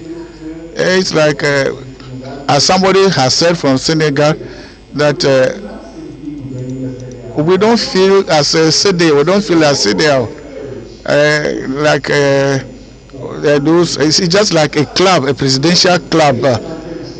We don't have a ECOWAS of people. So civil societies must take up this issue so that we can identify ourselves with Korea. It might be two-way. It's a two-way affair. We are going to make efforts to get near the CDR. CDR too must also reciprocate contacts, have a kind of way so that we can have a continuous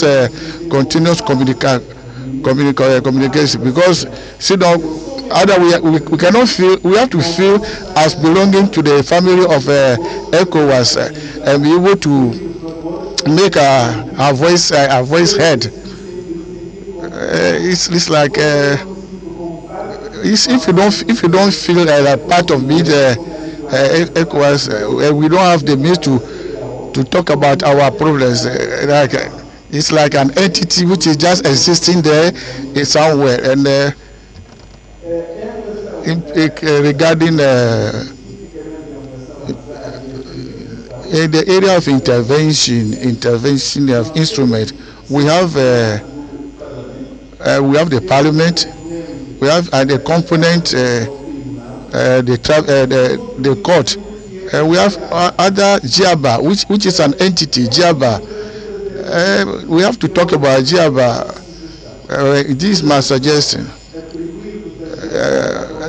GIABA too must also have some responsibility in the area of it must also tackle the corruption, because the problems we have in governance has to do that we cannot it's because of the wrong utilization of our financial resources.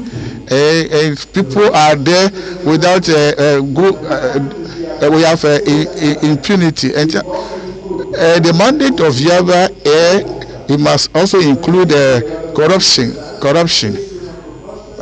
This and let's use the data from Afrobarometer so that we can verify the index of corruption index. Compare this with other countries involved in where we have low levels of corruption. I see how we can bridge the gap, especially encourage good governance. The same thing. I think that it is good we work together, collaborate using the data from Afrobarometer. I think that I want to exhort everybody. I want to make an appeal. We can set up a nuclear, an entity, Congress, to see to collaborative efforts between ECOWAS and our organizations, so that we can be at the service of our people. Thank you.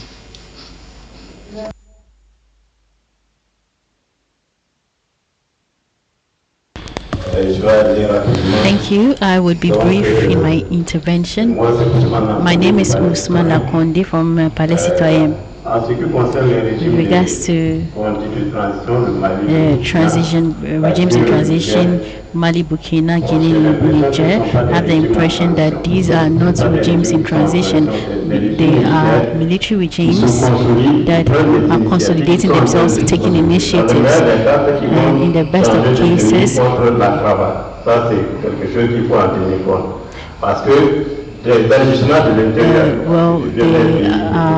adjustments.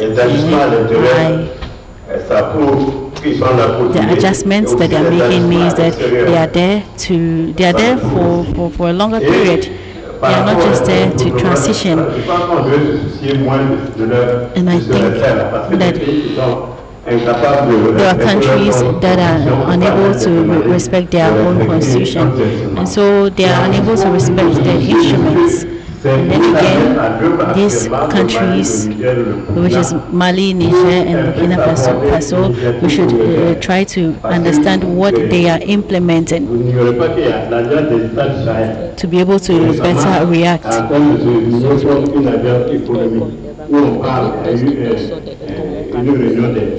There's been a meeting of Council of Ministers with heads of states. There we talked about campaigns and so I think that within ECOWAS we need to really reflect. ECOWAS really needs to reflect on this. And for me, currently, Wademos is a solidarity network for CSOs. And in these 4 countries, the actors, civil society actors, are suffering and they are threatened. That's the case in Burkina Faso, in Guinea, and in Niger. And so I would like to call on us to discuss. I don't know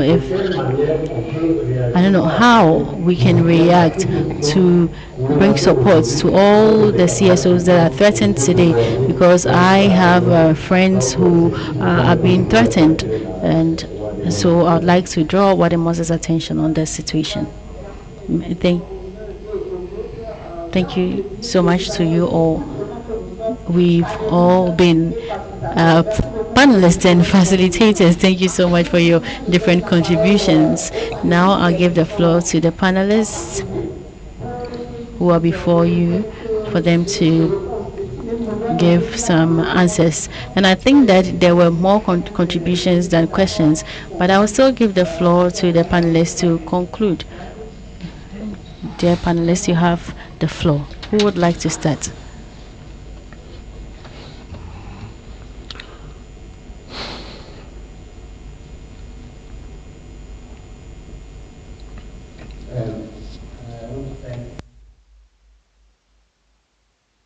For this opportunity once again. It's like Ebenezer had probably done the major part of our job by those clarifications he gave. And I think maybe you lessen the tension. But it's still very important for us to know that if majority of us had read or are familiar with the protocol, probably some of the issues that have been generated now wouldn't be part of it. And I can advise that these are things now. I got this one 2008 when I was the chairperson of Network of African Peace Builders and other documents like that. And I knew as of 2008 that there was no single meeting that ECOWAS or situations like this that ECOWAS is attending, that they won't go with loads of this. But probably because of the technology, that has changed. And that is why, because they thought probably people could just easily go into the internet and download it. And I can assure everybody in here that you can download all the protocols and treaty from the internet. And I made mention of it for some of you that were here about 3 weeks ago. Yes, I think there is just only one point too that I like to refer Ebenezer to, because it's becoming a recurrent thing. I know that ECOWAS played a fundamental role as a part member when the Sahel, when the Mali problem came up. ECOWAS was one of the, ECOWAS contributed people, human rights observers to the Mali, to MINUSMA then, as it were. And I think I'm one of the beneficiaries in Bamako. That was in 2013. And thereafter,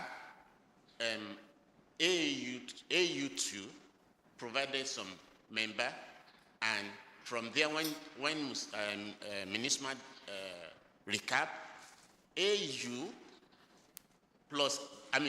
choose to form the first component of African Union Human Rights component, and I became part of the members too. So I served in Mali and I served in Burundi. And I think I said it thereafter after I returned when I was being debriefed that one of the fundamental errors ECOWAS made was allowing African Union to hijack the human rights component. Because I imagine the kind of protective role they play. Mere seeing the vehicle alone in town were enough reasons for people to say, oh, this is the we are feeling the presence of ECOWAS, So I think maybe there will be need for you to have a rethink of that. And for the other issue, really, I think you've touched it, in my own opinion. I mean, I would have loved to answer to the issue of the tribunal thing, which Esther adequately touched. But I think it's still very important for us to know that court, at least in Nigerian law, is part of the process recognized by election management board. So it's part of our law that courts will intervene in election matters. And if it's part of our law that we should have tribunal, so it means that it is the right of the court to carry out that responsibility. And that an election was declared and some people are still protesting about it.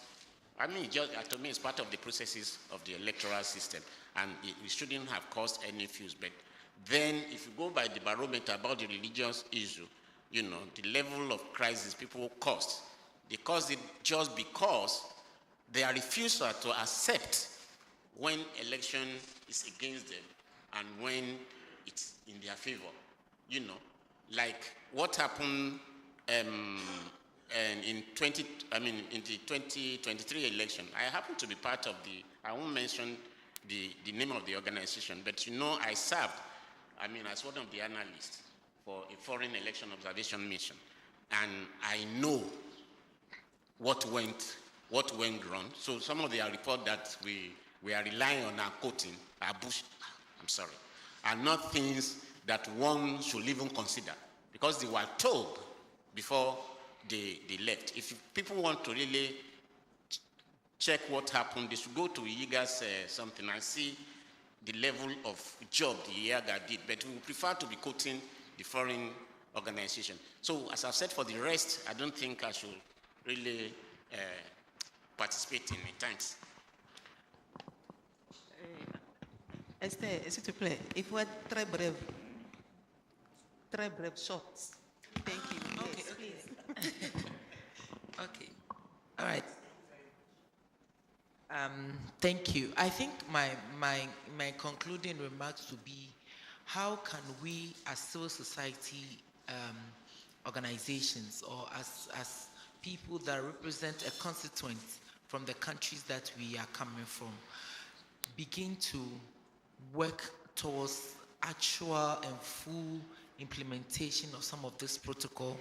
How do we begin to work with our national institutions, and also going back to the constituents that we represent, to let them know exactly what is happening and how we can fight this money politics that is making everything in our country seamlessly useless.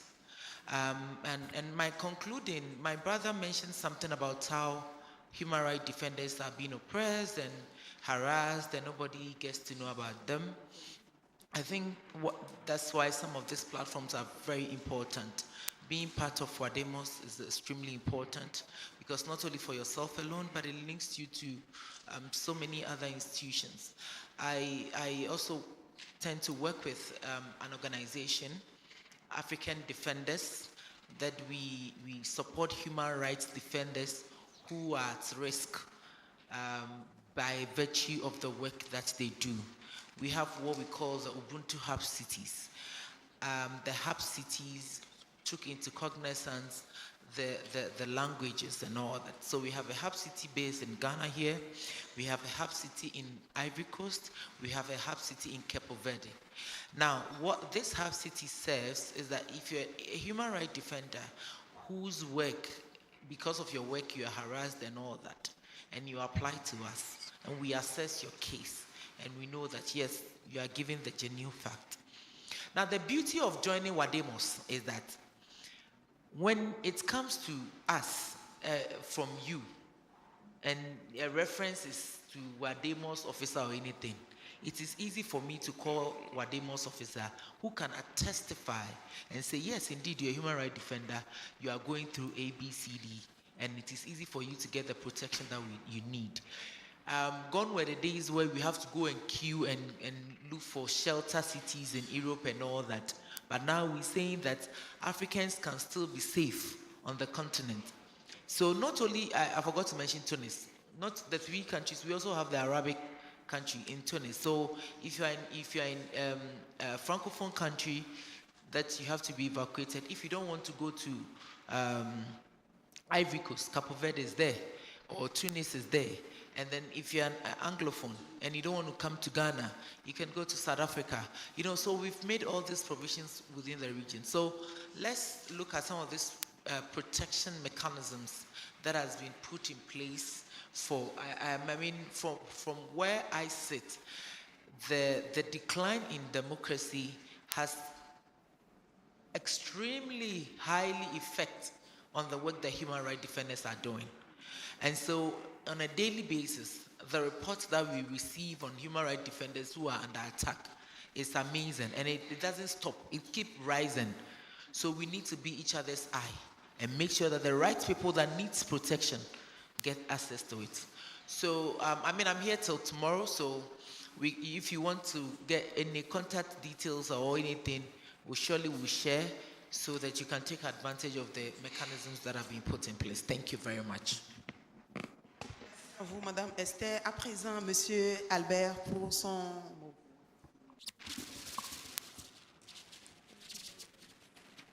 D'accord. Ce que j'aimerais dire, c'est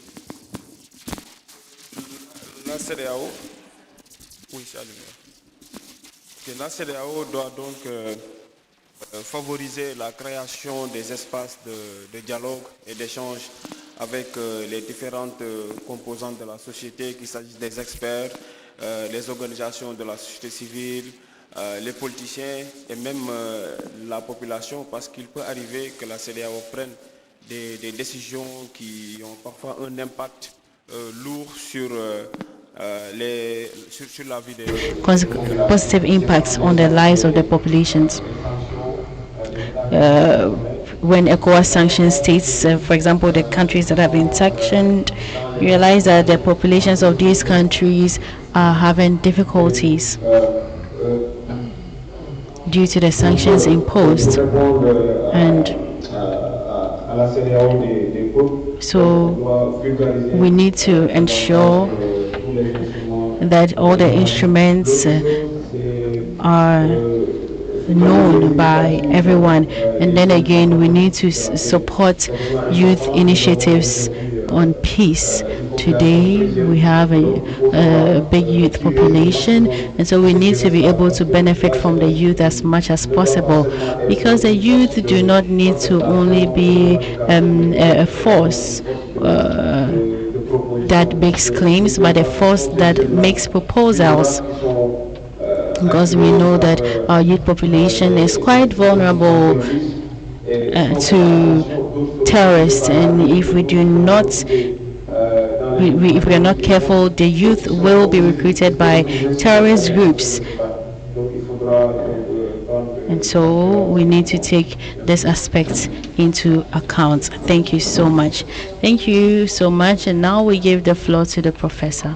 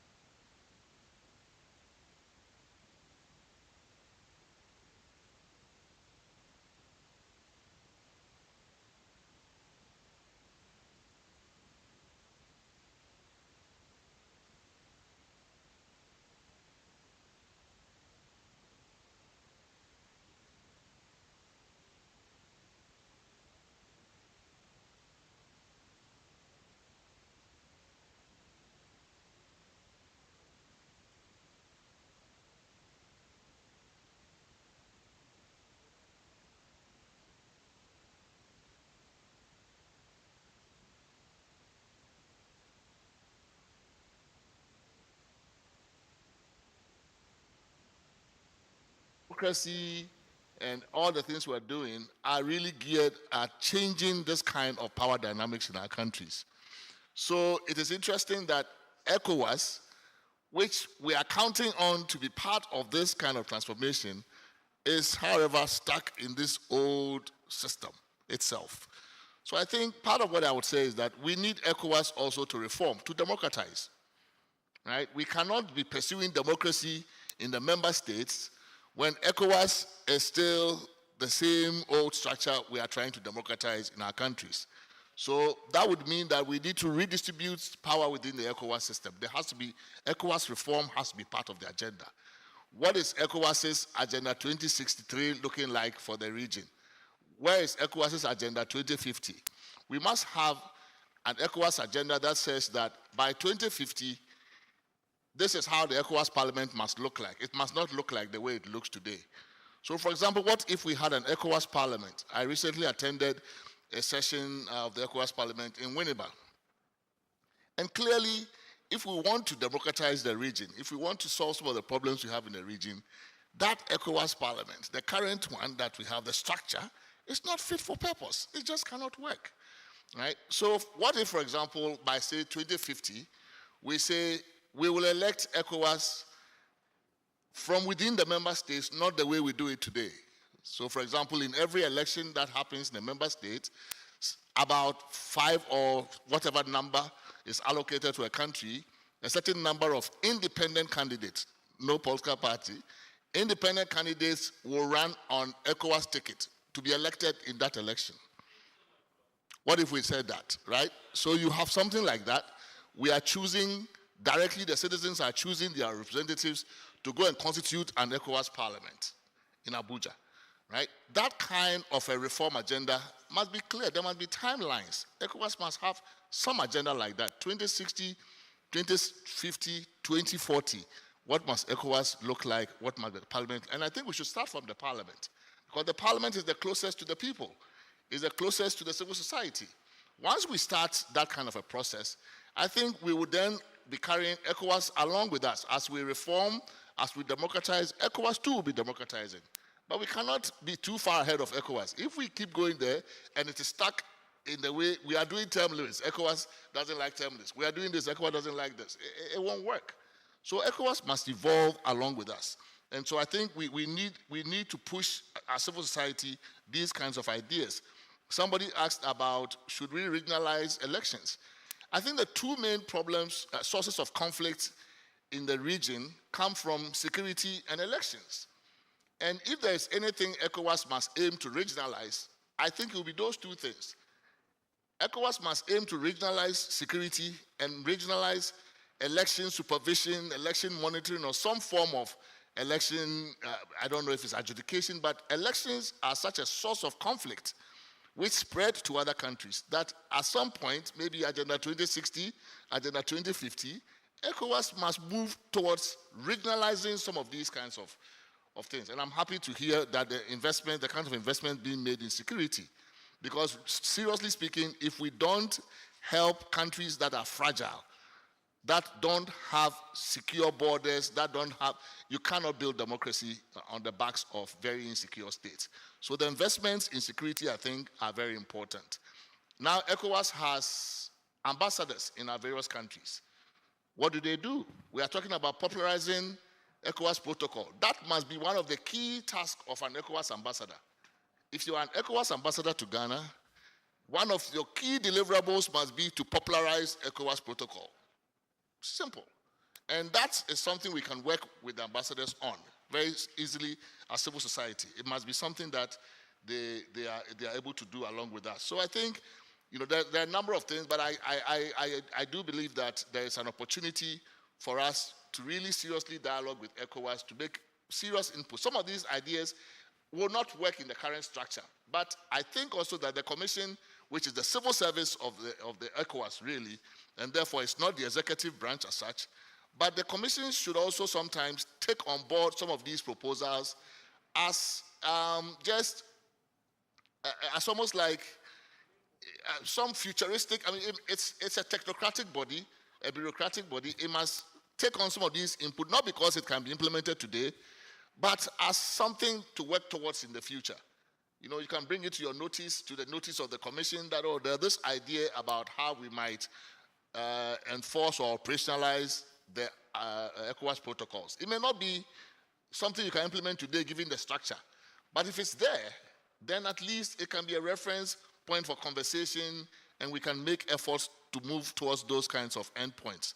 So on that note, I think I would thank you all. I'm not going to take the job of the moderator, but I think it's been a very fruitful conversation, and I have profited immensely from it. Thank you.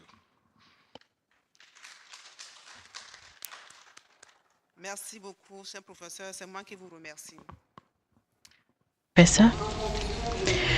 Now, to conclude this second panel on assessing the effectiveness of regional normative instruments against democratic backsliding in West Africa, we can retain that the instruments that we have gone through together is of good quality, but we need to enforce them so that they can be more binding. And we also need to emphasize that ECOWAS is us, and the Commission is an organ that implements the decisions of the states themselves. And so the states need to work and to ensure that their organs are legitimate. And now it is easy to destroy, and heroes are those who ensure there is peace. This is a quotation by Nelson Mandela, and I hope that all the actors that are working in the domain of peace and security, a lot of courage, and I wish them a lot of courage. Thank you to all the panelists.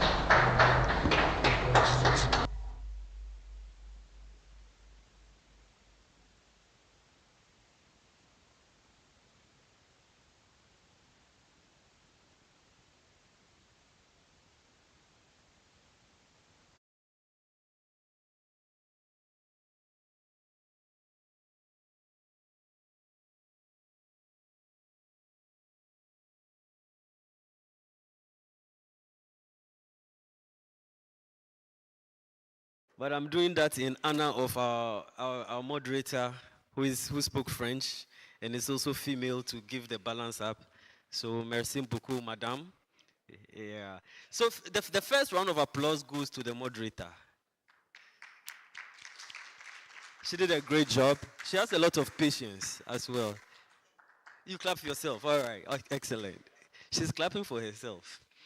The next round of applause goes to our excellent panelists. Let's clap for them. From Professor Prempe, so I'm going to go through it again, to Albert Damasi, Lamini Diata. Let's give him one. And then we also had Esther. Where's Esther? Oh, Esther, we are clapping for you. You are not here. Okay. Anyway, we'll clap for you in her absence. Let's give her a round of applause.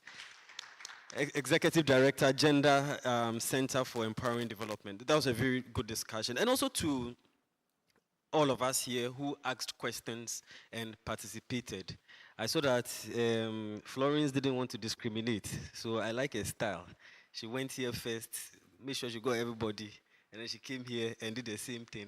That was pretty good, you know. So thank you very much for the discussions. And it was very animated and also very engaging as well, both Francophone and Anglophone and all of that. So let's give ourselves a round of applause.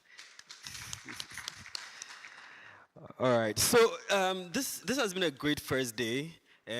Time has been very, very fast spent, but also in a useful way. So I think we should kill all this off. I'm going to end by just summarizing everything.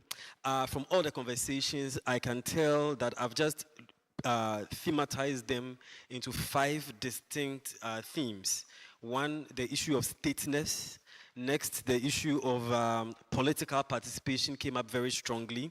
We also had conversations around the stability of democratic institutions, and then general norms, and finally, social and political integration. So when it came to stateness, Prof talked about the fact that we do need I mean, we cannot build on fragile states. So the very idea of the nation state needs to be established, and before we build on that, especially when we're talking about the role of the military, and also the idea of the deficit of leadership. Apart from the democratic system itself, the deficit in leadership is a contributory factor. So that comes under that. So that basic existence of the states, the basic issue of leadership, is something that CSOs have to address to complement the democratic system. Because if you don't have the right people or the right leaders, we cannot do much with that. Then when we came to talk about political participation, I think that was a major angle or a major theme over here, the idea of weak solidarity among CSOs themselves, the weakening multilateral environment.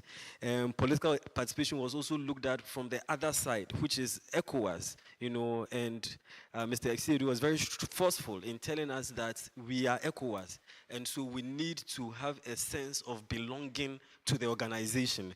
That's one other takeaway from here. And the whole idea of ECOWAS also being proactive and very active. The metaphors that were used, not always react to things or wait till things happen, but be very, very proactive in making sure that they are enforcing those protocols. And that's where the whole discussion about the operationalization of the protocols become very, very important if we are supposed to benefit from them or see them being productive or useful or in strengthening democracy, then they do not have to be reactive. When it comes to stability of the democratic institutions or norms, the idea of accountability also has come up strongly throughout today. The whole idea that ECOWAS must publicly reprimand, you know, leaders or nations when they go off track or off target, instead of doing it behind closed doors, so that it will serve as a form of check or balance on the member states or governments or leaders, came up strongly here. But then there's also talk about threats to security in its various forms or in its various ways that it manifests. So that's definitely one thing that we have to look at over here, because those threats to security also bring about a lot of instability. Still on the institutions, strong points were made for the need for ECOWAS to reform. I think that came up at the latter part of our discussions, that ECOWAS is kind of symptomatic of the member states that constitute it. And so if we are supposed to make changes, then the reforms also need to be seen at the ECOWAS level in order for it to be very useful to the member states. So that also came up really, really strongly. And for CSOs themselves, earlier in the day, one of the lessons was that CSOs also must begin to evolve and also have their own forms of checks and balances. They need to evolve and reform in order for them to be stronger and to serve the people. Finally, the social and political integration issues also evolved around party systems. That's when Professor Kwete was here. The need for the political parties themselves to be strengthened, because we cannot build a democracy on a faulty party mechanism or political party mechanism. So the attention should also be drawn to those political parties who form the fulcrum or the vehicles through which the democratic enterprise comes into play. They themselves also have to experience some form of reformation or some form of recalibration in terms of how they even do their own things. The parties themselves must be democratized in how they organize themselves. The institutions, there was a concern about ECOWAS of parliament, generally here and then at the regional level. So that concern was also raised, and it looked like it was a major gap in terms of parliament being effective or responsive. So parliament here and then parliament at the regional level, all of them very, very important for them to be seen as workable as well. And then the youth, you know, concerns about if democracy doesn't work, then the youth are going to be leaving. I thought it was only Ghana and Nigeria, but when our friends from the French countries also spoke, I realized that it's also a very broad-based thing. So if democracy is not working for young people, they might tend to leave. And so youth retention is also a very major issue. And then for all of us, we need to popularize the protocols as well.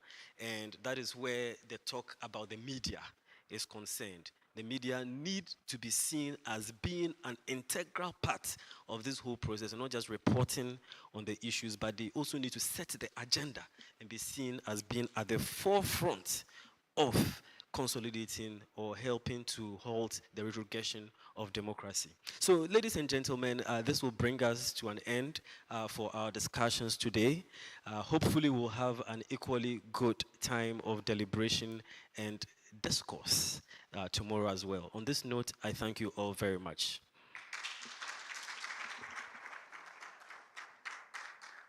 I would